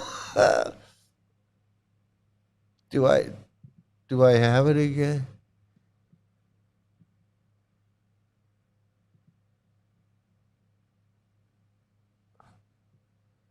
No, let me see. let me find it. Give me a second, I'll find it. I gotta watch it again. You're absolutely right. I gotta see that again.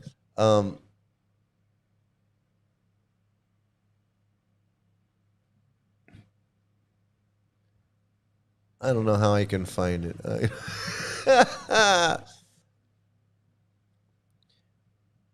I can't find. Where is it?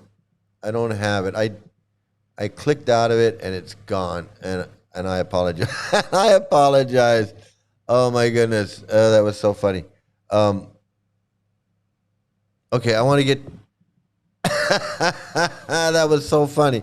I want to do a little bit more of. I want to do a little bit more of the Krishna book. Let's see. The Krishna book was so much fun. We're gonna keep going with that, and I'm gonna finish up with this. Let's see. Here we go. And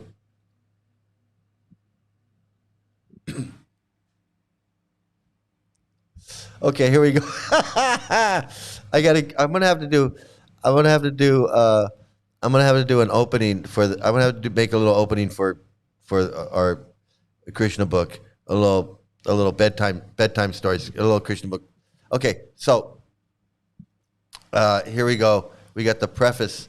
We got the preface to the Krishna book, and he says he does a Bhagavatam verse, of course.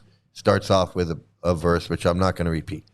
So he says, in the Western countries, when someone sees the cover of a book like Krishna, he immediately asks, who is Krishna? Who is the girl with Krishna, etc. Okay, I'm going to pause right there because I'm going to say, when someone sees a book like, when someone sees the cover of a book like Krishna, usually they say, oh, not one of these Hare Krishnas again. Well, oh my God, these guys again. I don't want that book. No, I don't have any money. Sorry, I don't have any money. No, I don't. No, I don't. I know I'm not going to sell you any money.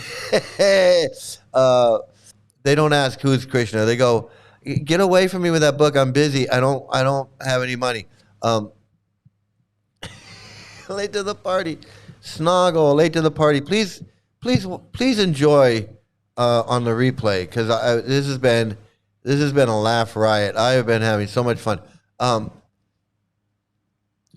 So he continues.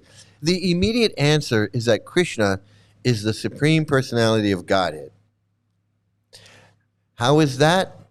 Yeah, how is yeah, how is that?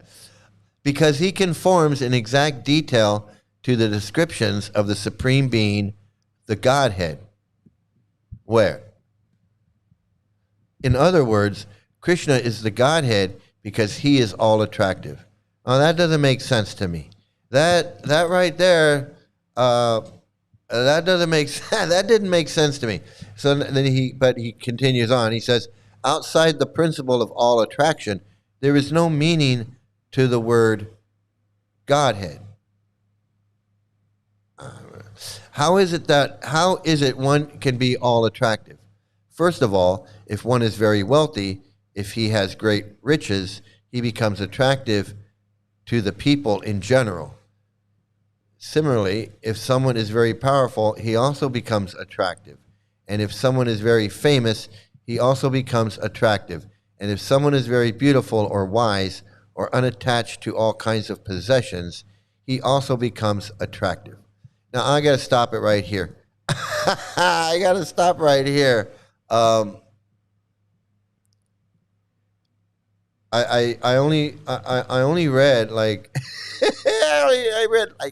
I read like half a paragraph.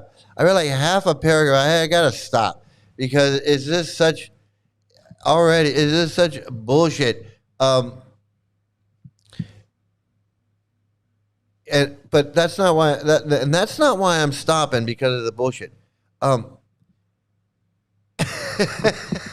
That's why I'm stopping. That's why I'm stopping. I'm embarrassed. I'm embarrassed reading this shit. How did I fall for this BS?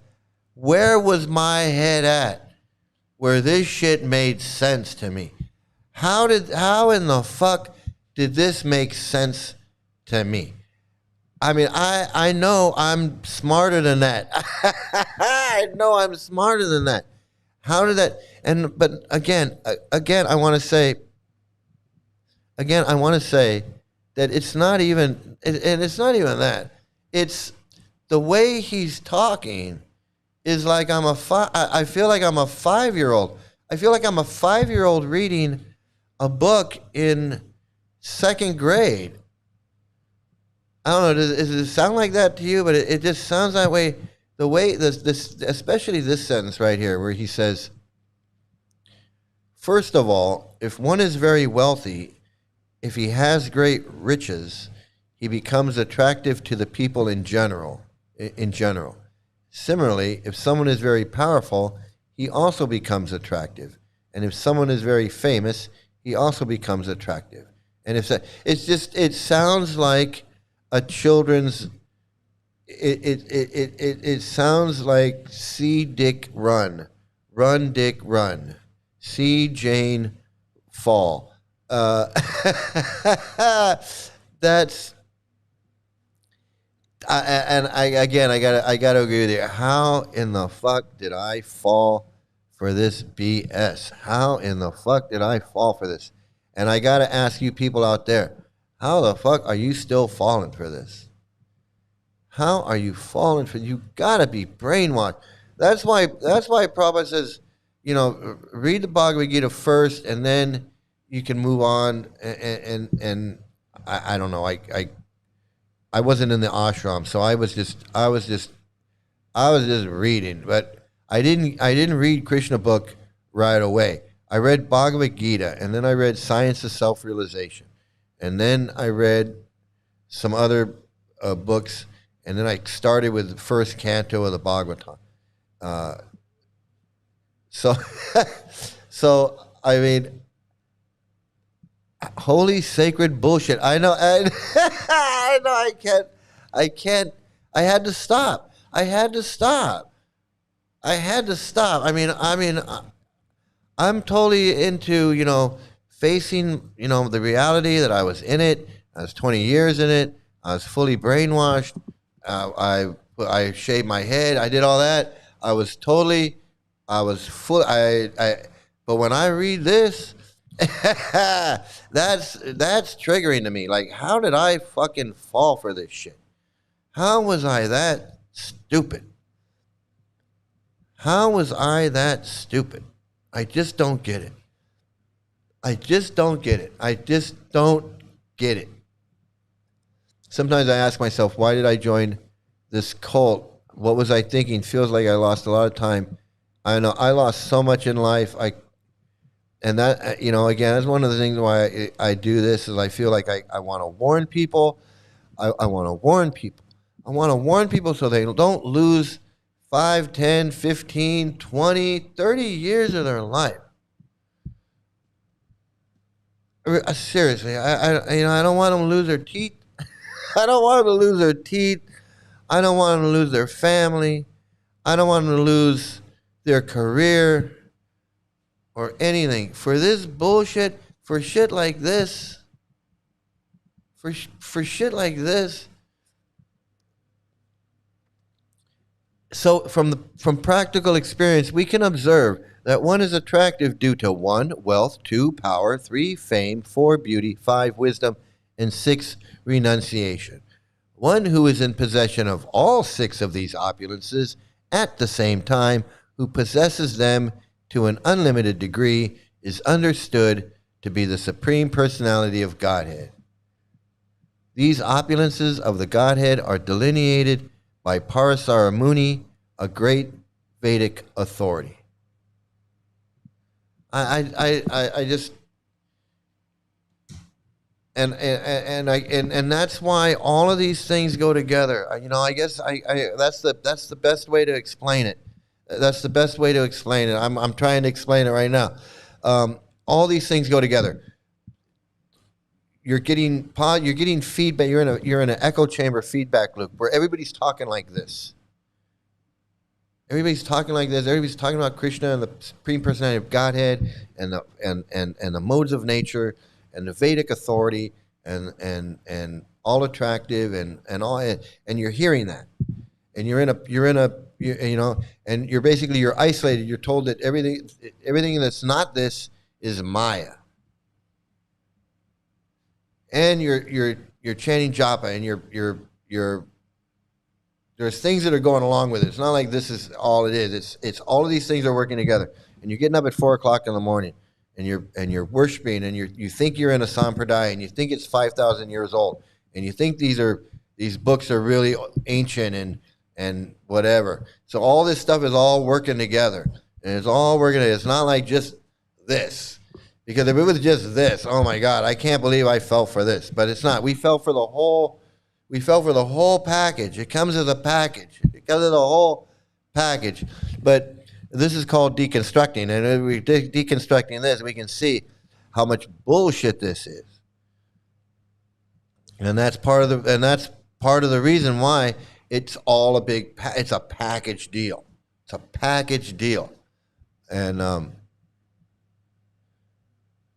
we all did. We all we all did. Thank goodness we're no longer in it. Thank goodness we came to our senses. Excuse me. I can't imagine being 70 years old, which is right around the corner for me. Being 80 years old and still trying to sell books, still trying to preach to people that I see, still talking about, hey, have you heard about Krishna? You want a book? You like John Lennon? Oh my God.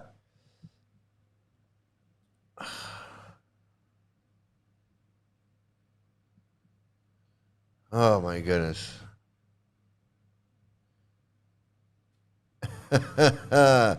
So, so you need some Patya Hladini Shakti. There's plenty of that to go around. Let me tell you, there's plenty of that to go around. What is that disciple in the pool thinking? He's thinking, gee, I hope I don't have to save him. I hope I don't have to save him from drowning. I hope he doesn't have some kind of episode or some kind of event where I gotta pull this guy out of the water and give him mouth to mouth or something. That's what he's thinking. That's what I would be thinking. Cosplaying as 11-year-old female gopis. I know this. I think that Radhika is mentioned all over the Bhagavad Purana, especially. Well, she's mentioned. I think she's mentioned in the 10th canto, but I think that was added later. She's not really she's not mentioned anywhere in the Vedas. I don't think she's mentioned anywhere in the Vedas. She's a modern invention that was invented for this sex cult. Or I don't know. I don't know how else to put it.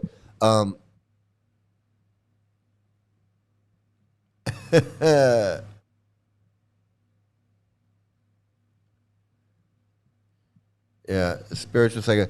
I mean, okay, so let's look at it this way. Like, we go, well, Gaur Hari's really nuts, right? But how nuts is it for a guru, to get naked or, get down to a Speedo and get into a pool with his two little Radha Krishna deities or Gaurnitai deities or whatever. I couldn't tell what they were. Get into get into a pool in his Speedo with his Gaurnitai deities or whatever his deities are, and push them around in the pool like they're swimming, and he's swimming with them. I mean, it's not any crazier than giving them food or putting them to sleep. But we accept. We go, that's a certain level of crazy that we can accept. But when you put them in a raft and you're pushing them around the pool like it's Malibu Barbie, we go, that's a little bit crazier than we normally expect, Maharaj. We don't expect that kind of craziness. It's the whole package. It is. It's the whole package, and and nothing beats that holiday. That's why they want you to move into the ashram, because they know that if they get you into the ashram, it's a crash course. They can get the brainwashing done a lot quicker if they got you in the ashram, because now they got you up at 4:00 and you're going to the temple and you're doing this and you're doing that, and then you're doing Guru Puja and you're offering the flowers and you're drinking the water and you're going out on Harinam and you're distributing books, and then you're coming in and you're reading Krishna book at night and you're going to bed and you're getting up and you're doing it all the next day, and they're working you, and that will brainwash someone really quick. Like with me, I didn't do that. With me, it was a little bit over time. I would just go hang out with these Hare Krishnas, Bir Lakshman and Sri Maya and Radha Kun, and we'd get high, and then we'd start talking about Krishna, and they'd start telling me stories, and I would be reading Bhagavad Gita, and then I'd hear these guys telling me these weird ass stories, and just a little bit over time. It was just a little bit over time. If I had joined the ashram, it probably would have been much quicker. I probably would have got a guru or some friggin' Virabahu or some nut case, and who knows what I would have done. But fortunately for me, it didn't work out that way. I got mixed up with these wacko Sri Maya, Radhakunda, Bir Lakshman, Jai Narayan. These guys, I got mixed up with those guys, and so the brainwashing took longer, and it was more, I don't know if it was any different, but it was more on my terms. It was more on my terms than their terms. Yeah, welcome to the Hotel California. We all did well to escape. Yeah, we did. We got out. We got out, and I'm proud of myself for getting out. I'm proud of my daughter for getting out. She got out before I did. I'm proud of that, and I'm proud of everybody in here that got out, and I'm proud that you guys come in and speak up and join in and do all of that. That's what.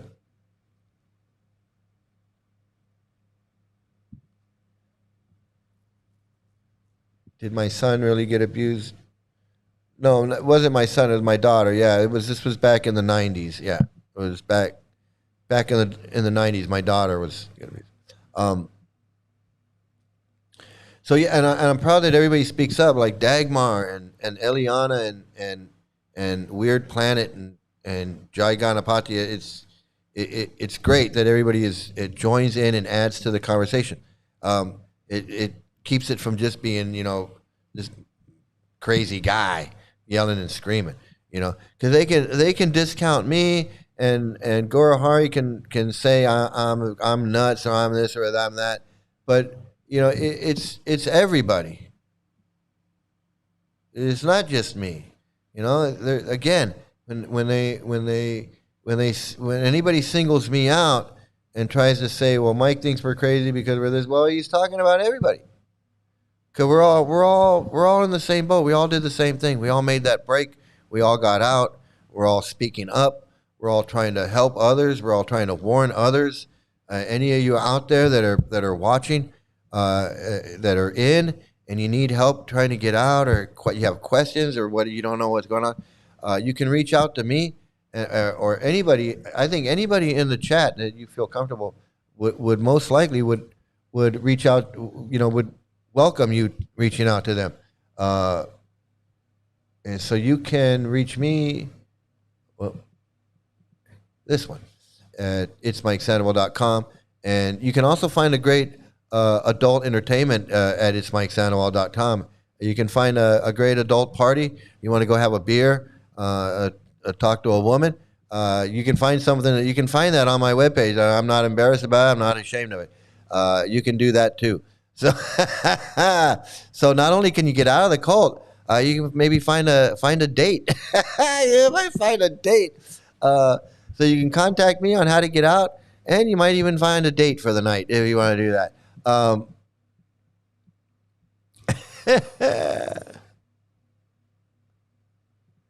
I know. I was really excited to see those Indians getting upset that they were not allowed in their own Kirtan festival in their own country by these white Hindus.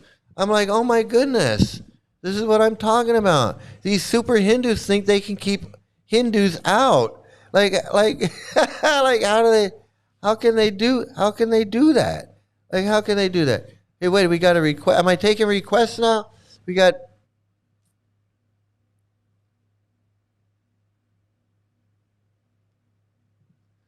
You have to have been specifically within ISKCON to know what it's like to be out of it. I don't think you could quite compare it fully to any other cult.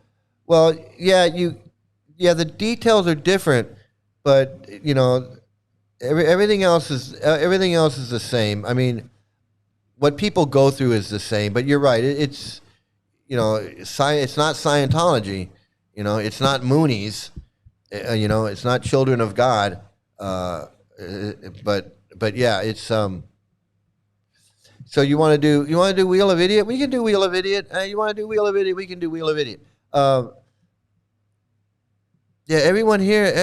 This is a great group. This is a great group of people, man. I love it. Yeah, Wheel of Idiot. Okay, let's do it. Let's do it. We haven't done it in a while. We haven't done that in a long time. So let me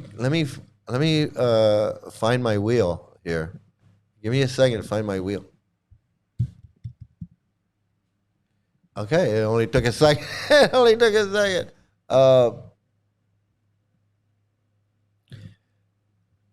Yeah, it was a good. Only the good rice. None of that brown rice. No brown rice at that Guru Palooza. Can you imagine that? the arrogance of these white, you know, and I know there a lot of them are like these Europeans, Europeans and British, whatever, over there, and they are telling the Indians, you can't we've reserved this for the white people, well, they didn't say white people, but they said, you know, for the non-brown, for the for the non-brown people. That's what they're saying. And there it is. There is the wheel of it. And if you want to, if you want to choose your color, if you want to wager, you can actually. Where am I? I disappeared. There I am. Okay, here we go. Now we got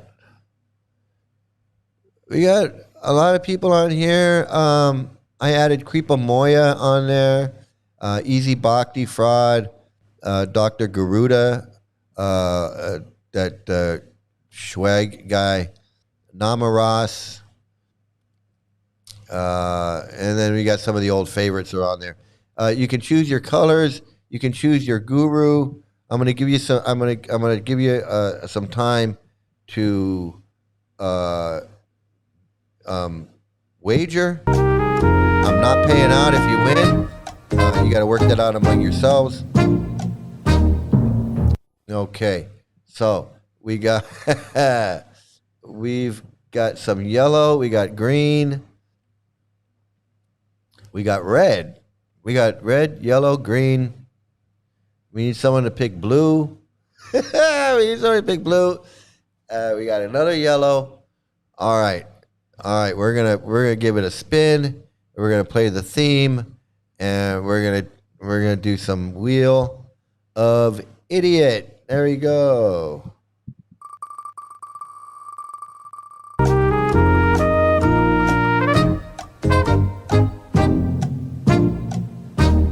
And nobody picked blue, and it's Ghost Ananda. It's the Ghost Man, the Skeletor Swami himself, Bhakti Vikash.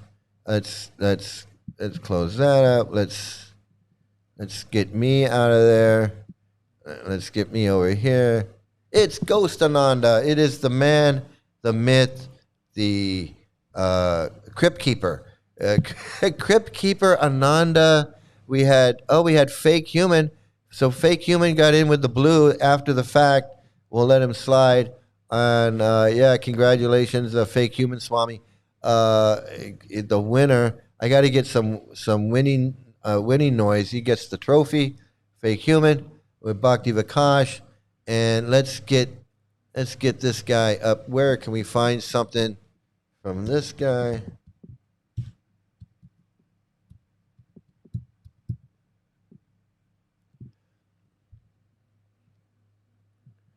The whitest of white Hindus. He is so white that he's so white he's translucent. I actually think that I can see through him. I think I can see through him. He's so white. Let me see. Okay, so this will be a good one. I'm going to give you a good one here. This is a long one, so we're not going to watch. We're only going to watch like a minute. But this will be a good one here. Prabhu Ki Jai. Such bliss to speak about Chaitanya Mahaprabhu.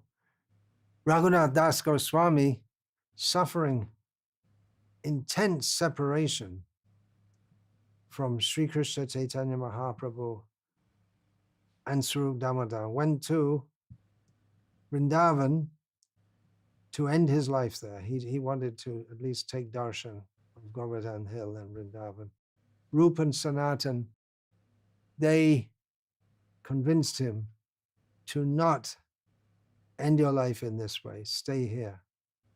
And Raghunath Das Goswami, he would discourse daily for 3 hours about the pastimes of Chaitanya Mahaprabhu, which he had personally witnessed. And what he didn't personally witness, he heard about from Swarup Damodar and others. I personally, I don't believe any of that. I just don't believe it. I just don't. I don't believe the 6 Goswamis. I don't believe it. I don't believe. I just don't. I don't buy it. All night, every day, every night. But in the service of Chaitanya Mahaprabhu, we also have to discuss topics of Bhagavad Gita. We have to try to speak the message of Godhead in a manner that is. I'll tell you. I'll tell you what. I'll tell you what I think. Because I know you're all sitting out there going, Mike, what do you think about Chaitanya Mahaprabhu? I'll tell you what I think about Chaitanya Mahaprabhu. I think he was a cult leader. I think he was just some nut. I believe it was some nut. Like Gaura Hari. He was a nut like Gaura Hari, and he had a bunch of nuts that followed him around, thought he was God. Thought he was Krishna.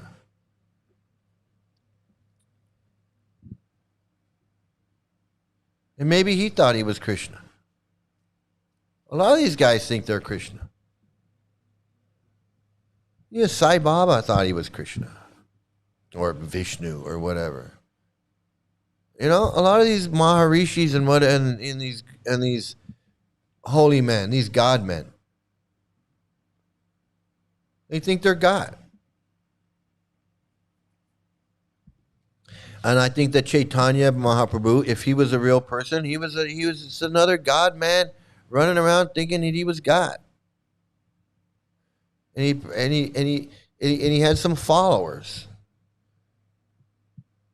6, 7, 8, I don't know how many. If you want to call them the 6 Goswamis, go ahead, call them the 6 Goswamis.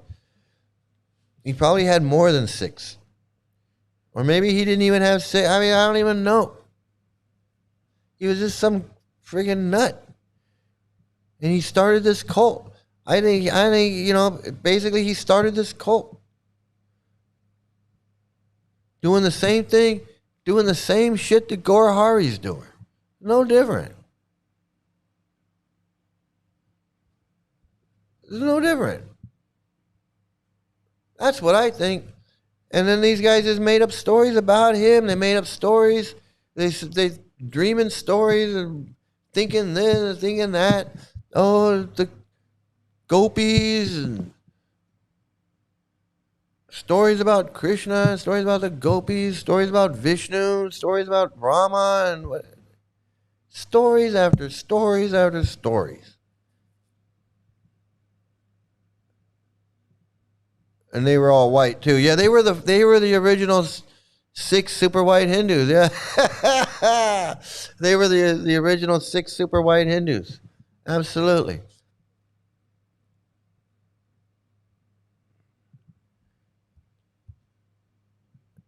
Chaitanya was obviously not a good person. He wrote misogynistic, child-abusing doctrines and rules. I don't know if he married like a 11-year-old girl. He married a young girl, and so he wasn't no saint. I mean, I don't buy into that some saintly person is gonna doesn't think that child marriage is. I'm not. Saintly people aren't down with child marriage. They're not down. Saintly people don't say women have small brain and like to be raped. They don't think that. In my mind, saintly people don't think that. That's, if you ask me, that's what I say. Hey, Dagmar.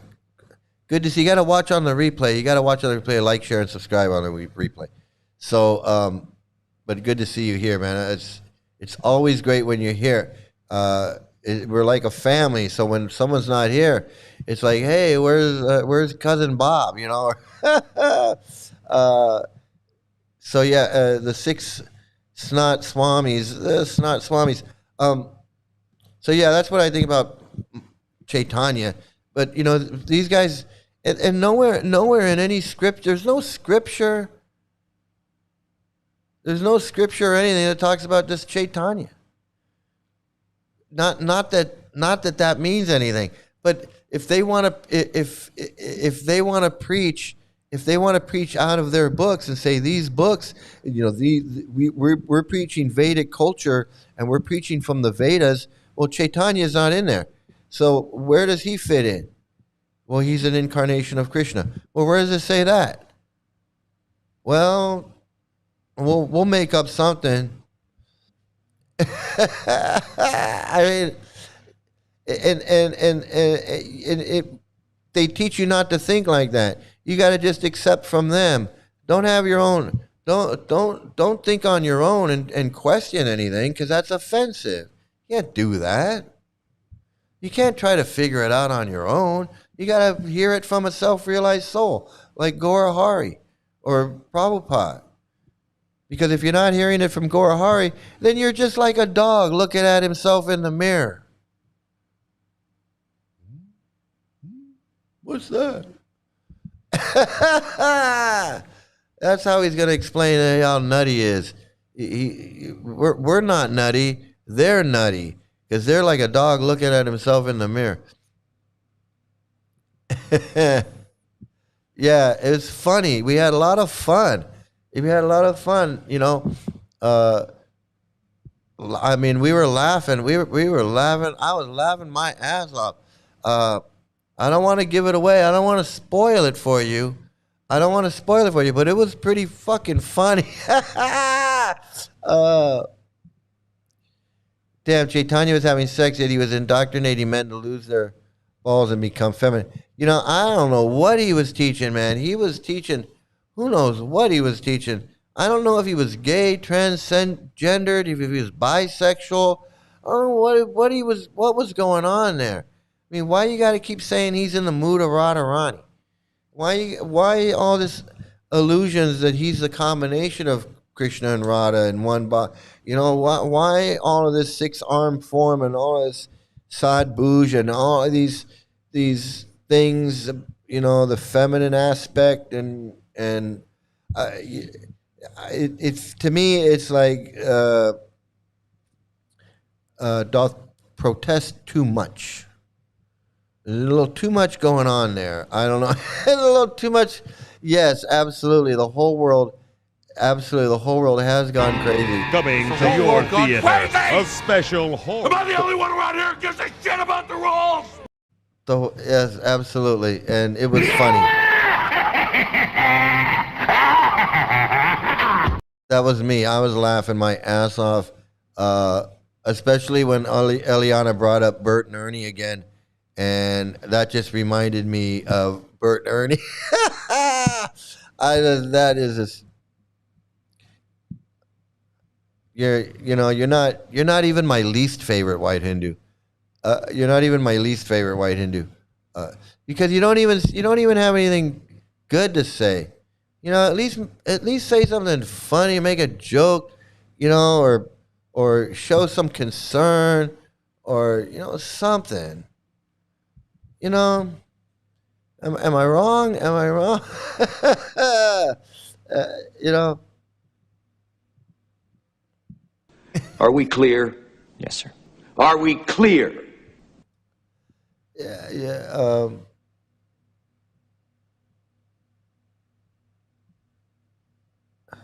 Yeah, these guys, it sounds like the Illuminati trying to turn men into trannies and femboys, like you see all over social media. He was evil. He was evil as hell. You know, I don't know what he was doing. He was doing something. He was up to something. And you know, and I think that's what it was. He was brainwashing people into following him. Like Gora Hari or any of these other scammers. And they came to him and they were like, "What are you doing?"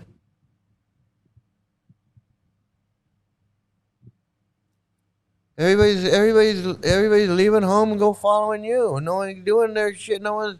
My kids left, and I got nobody to run the shop. His kids left, and he's got nobody to run the shop. They're all following you around, going Hare Krishna, whatever.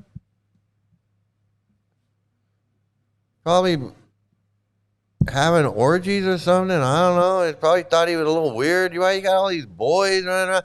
I don't know. I mean, yeah. Who even knows what he was doing? Who even or his guru, or even had a guru? And you're gonna get all of these guys, Jagannath Das Babaji and Vishwanath. Who are those people? Who are these people? Who are these people? We don't know who these people are. These pretend people. Jaya Nidhi this, Tirtha Raj that. You don't know who that person is. You don't know if that person is real. Hey, give me a break. You really think that person is real? And if they were real, you don't know shit about them, what they were doing. But they were some pure devotee in this sampradaya, this parampara.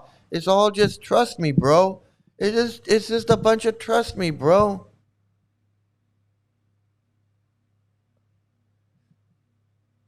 I always wondered why Mahaprabhu and all other deities looked so feminine, being males. What are they promoting? Well, yeah, that's exactly what they're promoting. Because we're all going to get to have sex with Krishna. So everybody has to look like a female. And I remember so many people, I would take them to the LA temple, and I would take them in front of the deities. And they'd say, who are these women? And I'd say, no, that's Gaurnitai, that's Chaitanya and Nityananda. And then and people would say, no, those are women. I can tell. I'm like, no, those are two guys. So many times, and I know you've had the same experience where they were like, who are those ladies? Who are those women? My Sadhbhuj Chaitanya Murti used to hang my house keys and others.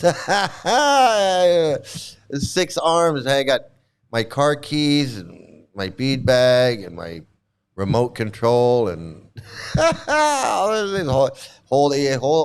6 arms to hold. A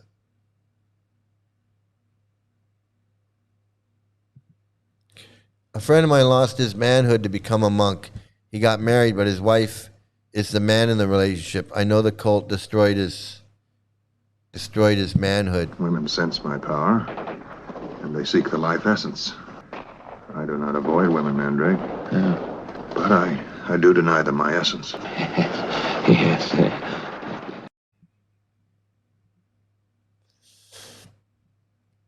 You know, look, you jump around, and worshiping this Chaitanya who looks like a woman with long hair, and dancing around, and like you see this Radhanath Swami dancing around like he's like, that to me is disturbing, and these other guys they're dancing like I was showing you earlier. This video, I don't know if I don't think I still have it up. Oh, maybe I do have it. You see these videos of these guys.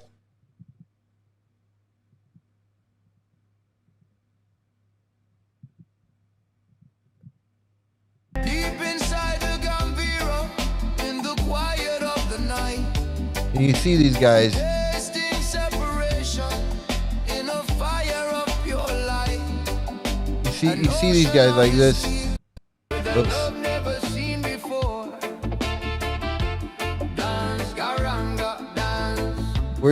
Worshiping this transsexual or cross-dressing, whatever he was, and this feminine form. He's in the mood of Radharani, is the combination of Radha and Krishna. So evidently, he's some kind of metrosexual god, and all these guys are worshiping this guy, right? They're acting like him. They got their arms in the air and they're dancing and spinning like Chaitanya Mahaprabhu, you know, and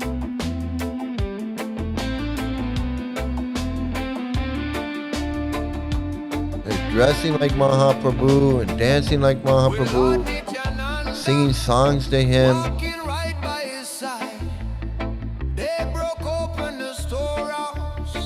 And it's, I think there's something homosexual, homoerotic about it, and I'm not trying to be homophobic. I'm not trying to be, you know, controversial. I'm just saying what I think is going on. That's all.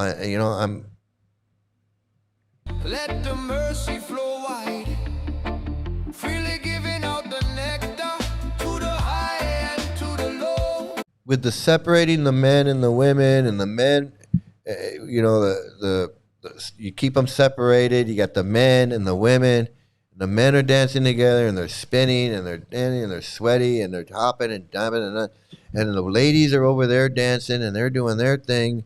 And obviously the women are dressed up, all trying to look attractive for the men, but the men act like they don't give a fuck about women. Half of the men are in orange, so they're saying, you know, I hate women. I'm not interested in anything. So it's a weird kind of dynamic thing going on. And meanwhile, everybody, the goal of life is to become a 12-year-old girl so Krishna can have sex with you. This is a weird pedophile sex orgy, transgendered cross. I mean, there's some weird shit going on. Planting seeds of bhakti everywhere the wind blows.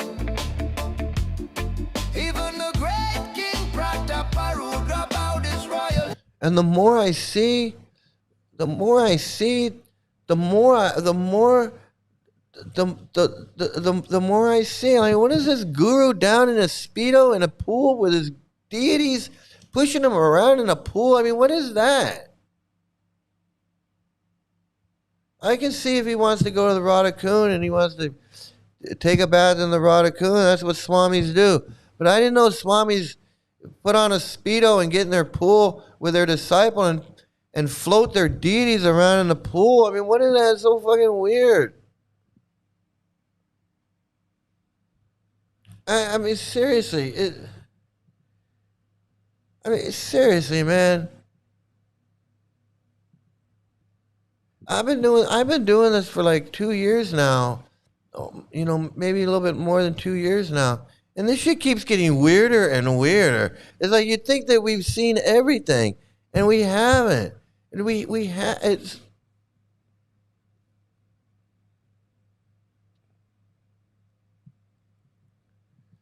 it's super strange to look like a girl, but then you are lower class anyway. It's absolutely bonkers.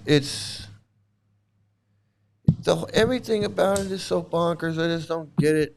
You know, I really don't. Sweeping up the dusty road where the Lord's chariot led. He washed away the pride. He washed away the faith. Teaching us the magic hidden inside.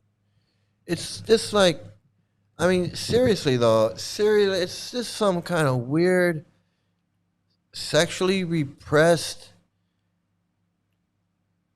Everything is this sexually repressed atmosphere of everything but sex. Meanwhile, the women are dressed up to look beautiful and sexy and attractive, and the men are trained to like not give a shit and just ignore them. So who are the women dressed up and being attractive for? And it's just a show. And then if you really want to get into it, we already know that a lot of these women, none of these women are even happy. We know they're not happy. No female is happy in this cult. And the little kids are in there. I mean, it's bonkers, man. It is it is absolutely bonkers.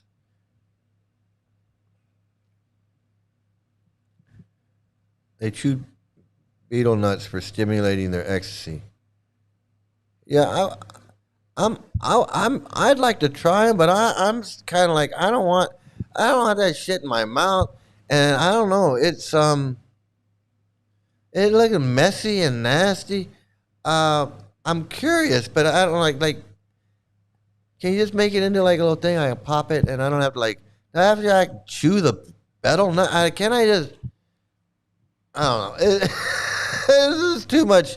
It's too much work. It's too much. It's too much.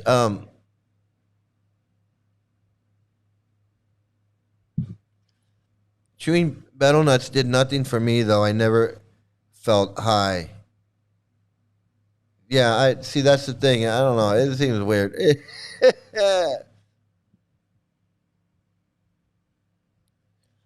Our Hare Krishna is part of the Illuminati program, making men women and making women men. I don't know. It could be. I don't think. No, they're not into making women men. They want their women women, but they want their men to be women too. That's what I think it is. That's what I think. I know it's so friggin' bizarre. Everything about it is bizarre and makes no sense at all. None of it makes sense. It just doesn't. It's bonkers that they would promote and propagate such teachings and beliefs, yet claim to want to go to Goloka Vrindavan to become an 11-year-old gopi to have sex. It's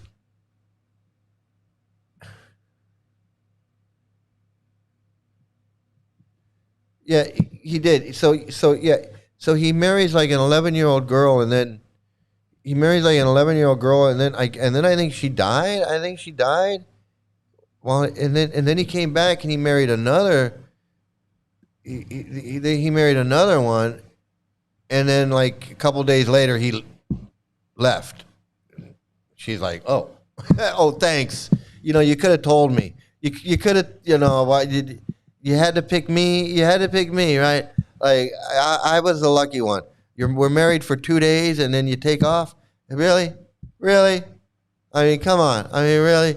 You couldn't like text me or something? I mean, what is going on? They have the worst. Yeah, they do. They have the worst role models in the country. I know. The guy goes. He goes. Hey, can you? I gotta cook Mahaprabhu his lunch. Can you go get some rice? And so then the guy goes. So then he goes and gets the rice. He comes back. And he cooks it. Mahaprabhu is like, good rice.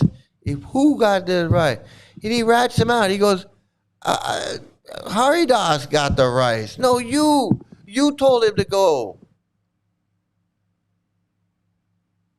You told him to go to Madhavi and get the rice. And then he gets the rice is too good. So now he's in trouble. But you're the one who sent him to go get it. Why didn't you pony up and say, I'm the one that sent him for the rice? No, because you didn't want to go jump in the Ganges. You knew he was going to get mad. You're like, I don't want to upset this guy. This guy, when he gets mad, I don't want to be anywhere near. You see how long his arms are? Are you nuts? He can slap you from across. He can slap you from around the corner. I mean, you don't even see it coming. All of a sudden, there's a hand. It's like whack. You didn't even know. That's how long the guy's arms are. Okay, so it's like they're like 9 feet. The arms are like 9 feet long. That's what.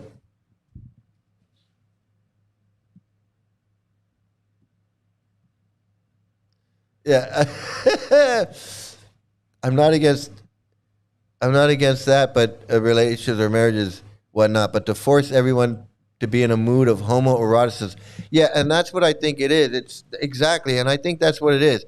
It's this weird area where you got all this sexual stuff in the books that you're told is wrong.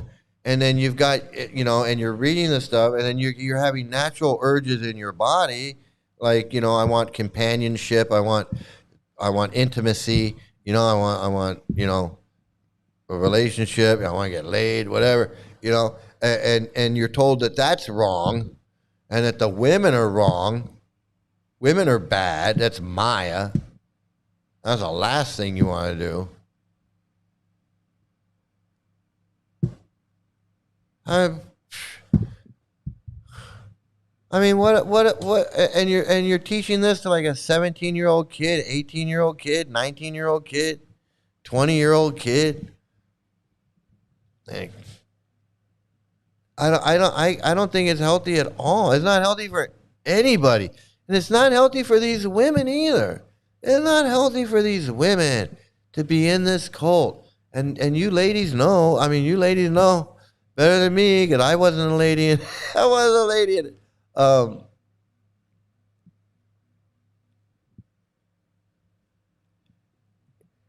The women are thinking they're gopis, not realizing they will have to serve a husband to take birth as a man in the next life. I know.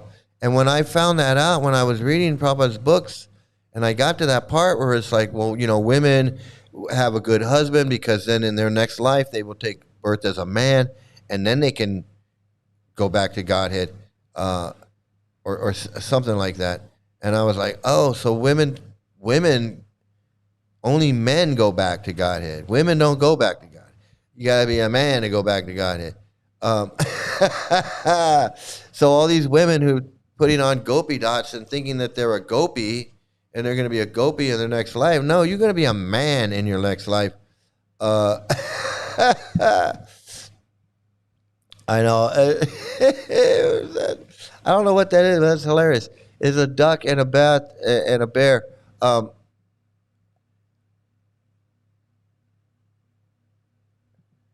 Yeah, exactly. I have no issues with anybody. I have issues with fake gurus trying to ruin people's lives and molesting little kids and protecting each other.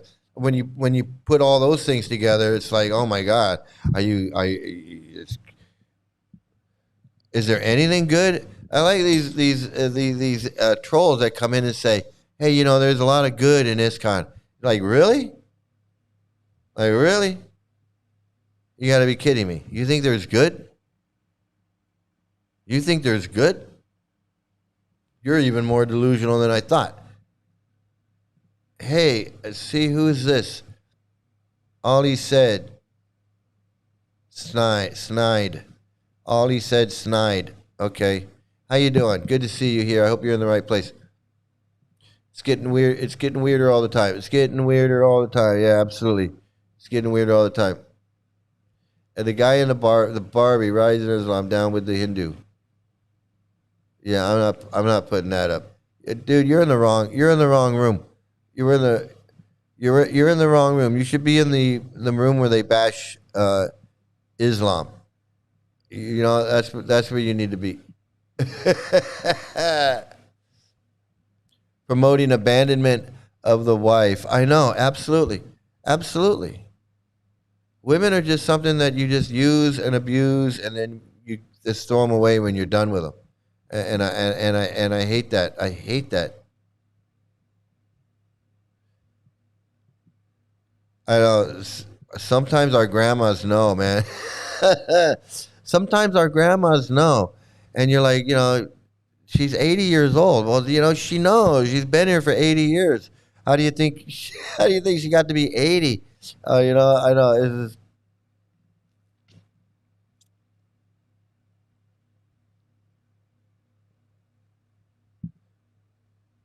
Rasikananda Maharaj had a monk friend of his take a picture of his genitalia. He allowed for this man to spot him naked. These ruckers go bunkers and gay because they're, I think, I think there's a lot of that stuff that we just don't hear about. And you go, well, how can you make those out? Well, because we do hear about them. Every now and then we hear about this stuff. We hear about these guys in their RVs watching porno, or guys they get caught with pornography in their rooms in India, whatever, or in their whatever you call it, their living quarters in the temple. They find stuff. The people come out. Trivikram and his disciple, and Giriraj and his disciple, sending sex pictures, sexting each other pictures back and forth. So this stuff does come out. We do find out. But what about the stuff that we don't know? That's what I'm saying. I'm saying there's a lot of stuff going on that we just don't know about. We just don't know about all this stuff. You know, we hear about it now and then. We hear this and that, but I guarantee you, there's a lot of stuff that we're just not hearing, that we just don't hear about. And it's stuff like this, where they're just taking pictures and sending them to this, or flirting with a disciple, or sending a picture to a disciple, or asking a disciple to send pictures, or any variety of things that they just shouldn't be doing. And then we don't hear about it. And then they're like, this is the sweetest Swami you'll ever gonna meet. And the next thing you know, this little girl is 25 and she's talking about, yeah, well, Lokanath Swami touched me when I was 9, but I was afraid to say anything because he was our guru, and then that's what happens. And that's what happens. It happens all the time, all over the world.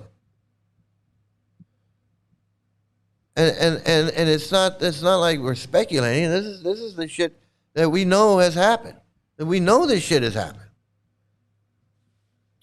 So and I'm going to tell you, I think that when these Indians that are not being allowed in to the temple, they're saying, hey, it's racist.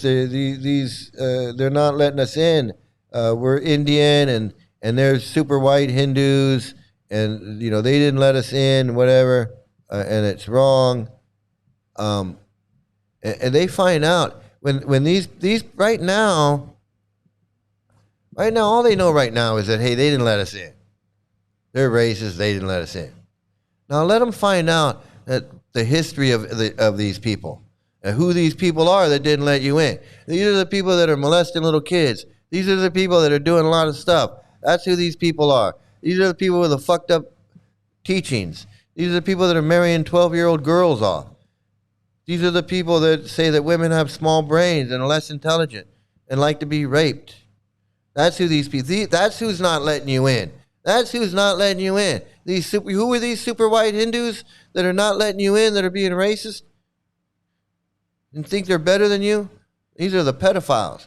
These are the Jayapatakas and the Bhaktividyapurnas and the Rameshwars and the Bhavanandas and the Jayatirthas and the Hamsadutas and the Lokanath Swamis and the Paramgati and the Satyadanas and all of these guys. That's who these are, and the Danadars and the Yashodas and all of them.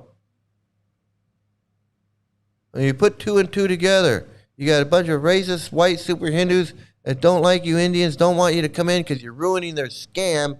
And then what is the scam? They're a fucking bunch of pedophiles.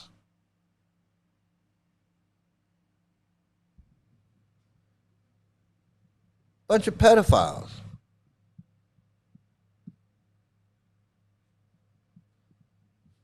I should be on TikTok where I'm making my videos and I can tag these people in there and go, hey, not only are they not letting you in, but they think they're super white Hindus and they're pedophiles. And they're pedophiles too. So maybe our videos will cross. Maybe somehow, Krishna's mercy, someone will see my video and go, hey, those racist kirtan people in Rishikesh, that's the pedophile cult. That's those Hare Krishna pedophile guys. So maybe that'll happen, and that'll be a happy ending. And that could be a happy ending for this story. So hey, I want to thank everybody. We had a lot of fun. We did everything. We had Knitting Cult Lady. We had the super racist white Hindu. We got to see the wheel of idiot. And we got to see the swimmer pod push his little deities around the pool, a Malibu Barbie. we got a Malibu Barbie beach house. So we had a lot of fun today. I mean, we really did have a lot of fun. And Brandon, I'm glad you were here. I'm glad you joined in. It's always good to see you, man. And Eliana, and good night, Bert. Good night, Bert. Good night, Ernie. And Jeff, thanks to Jeff and Eliana and Howard Johnson and Fake Human with bringing that good rice, and everybody else. And Ollie said, I'm sorry, you're in the wrong room. You found the wrong place. Prabhu Nuts, good to see you. Jai Ganapati, I got to remember who you are.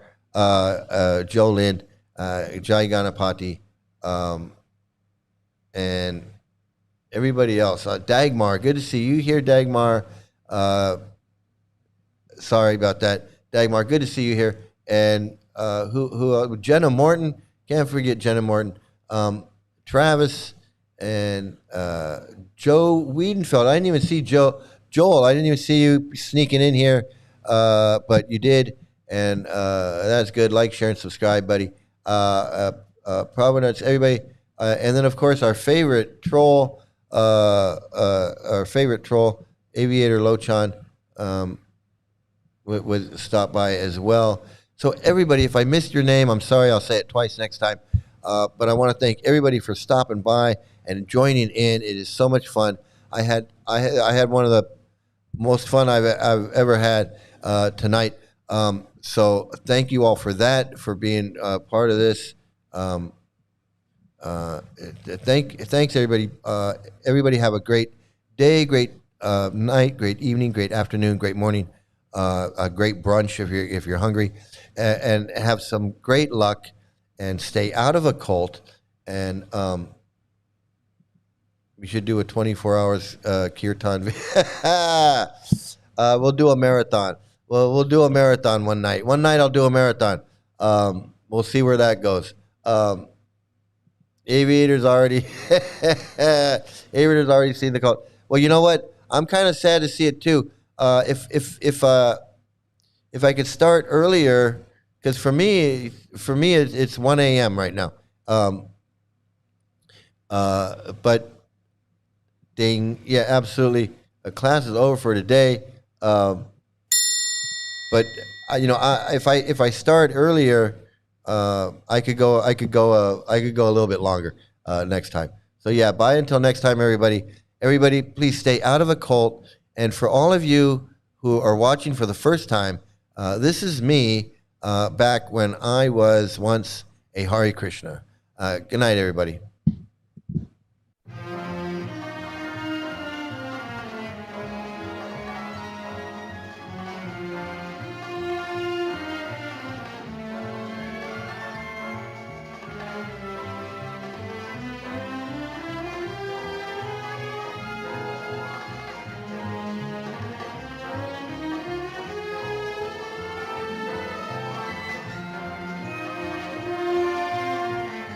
Just walk away. Just walk away. There has been too much violence, too much pain. Just walk away, and there will be an end to the horror. Just walk away.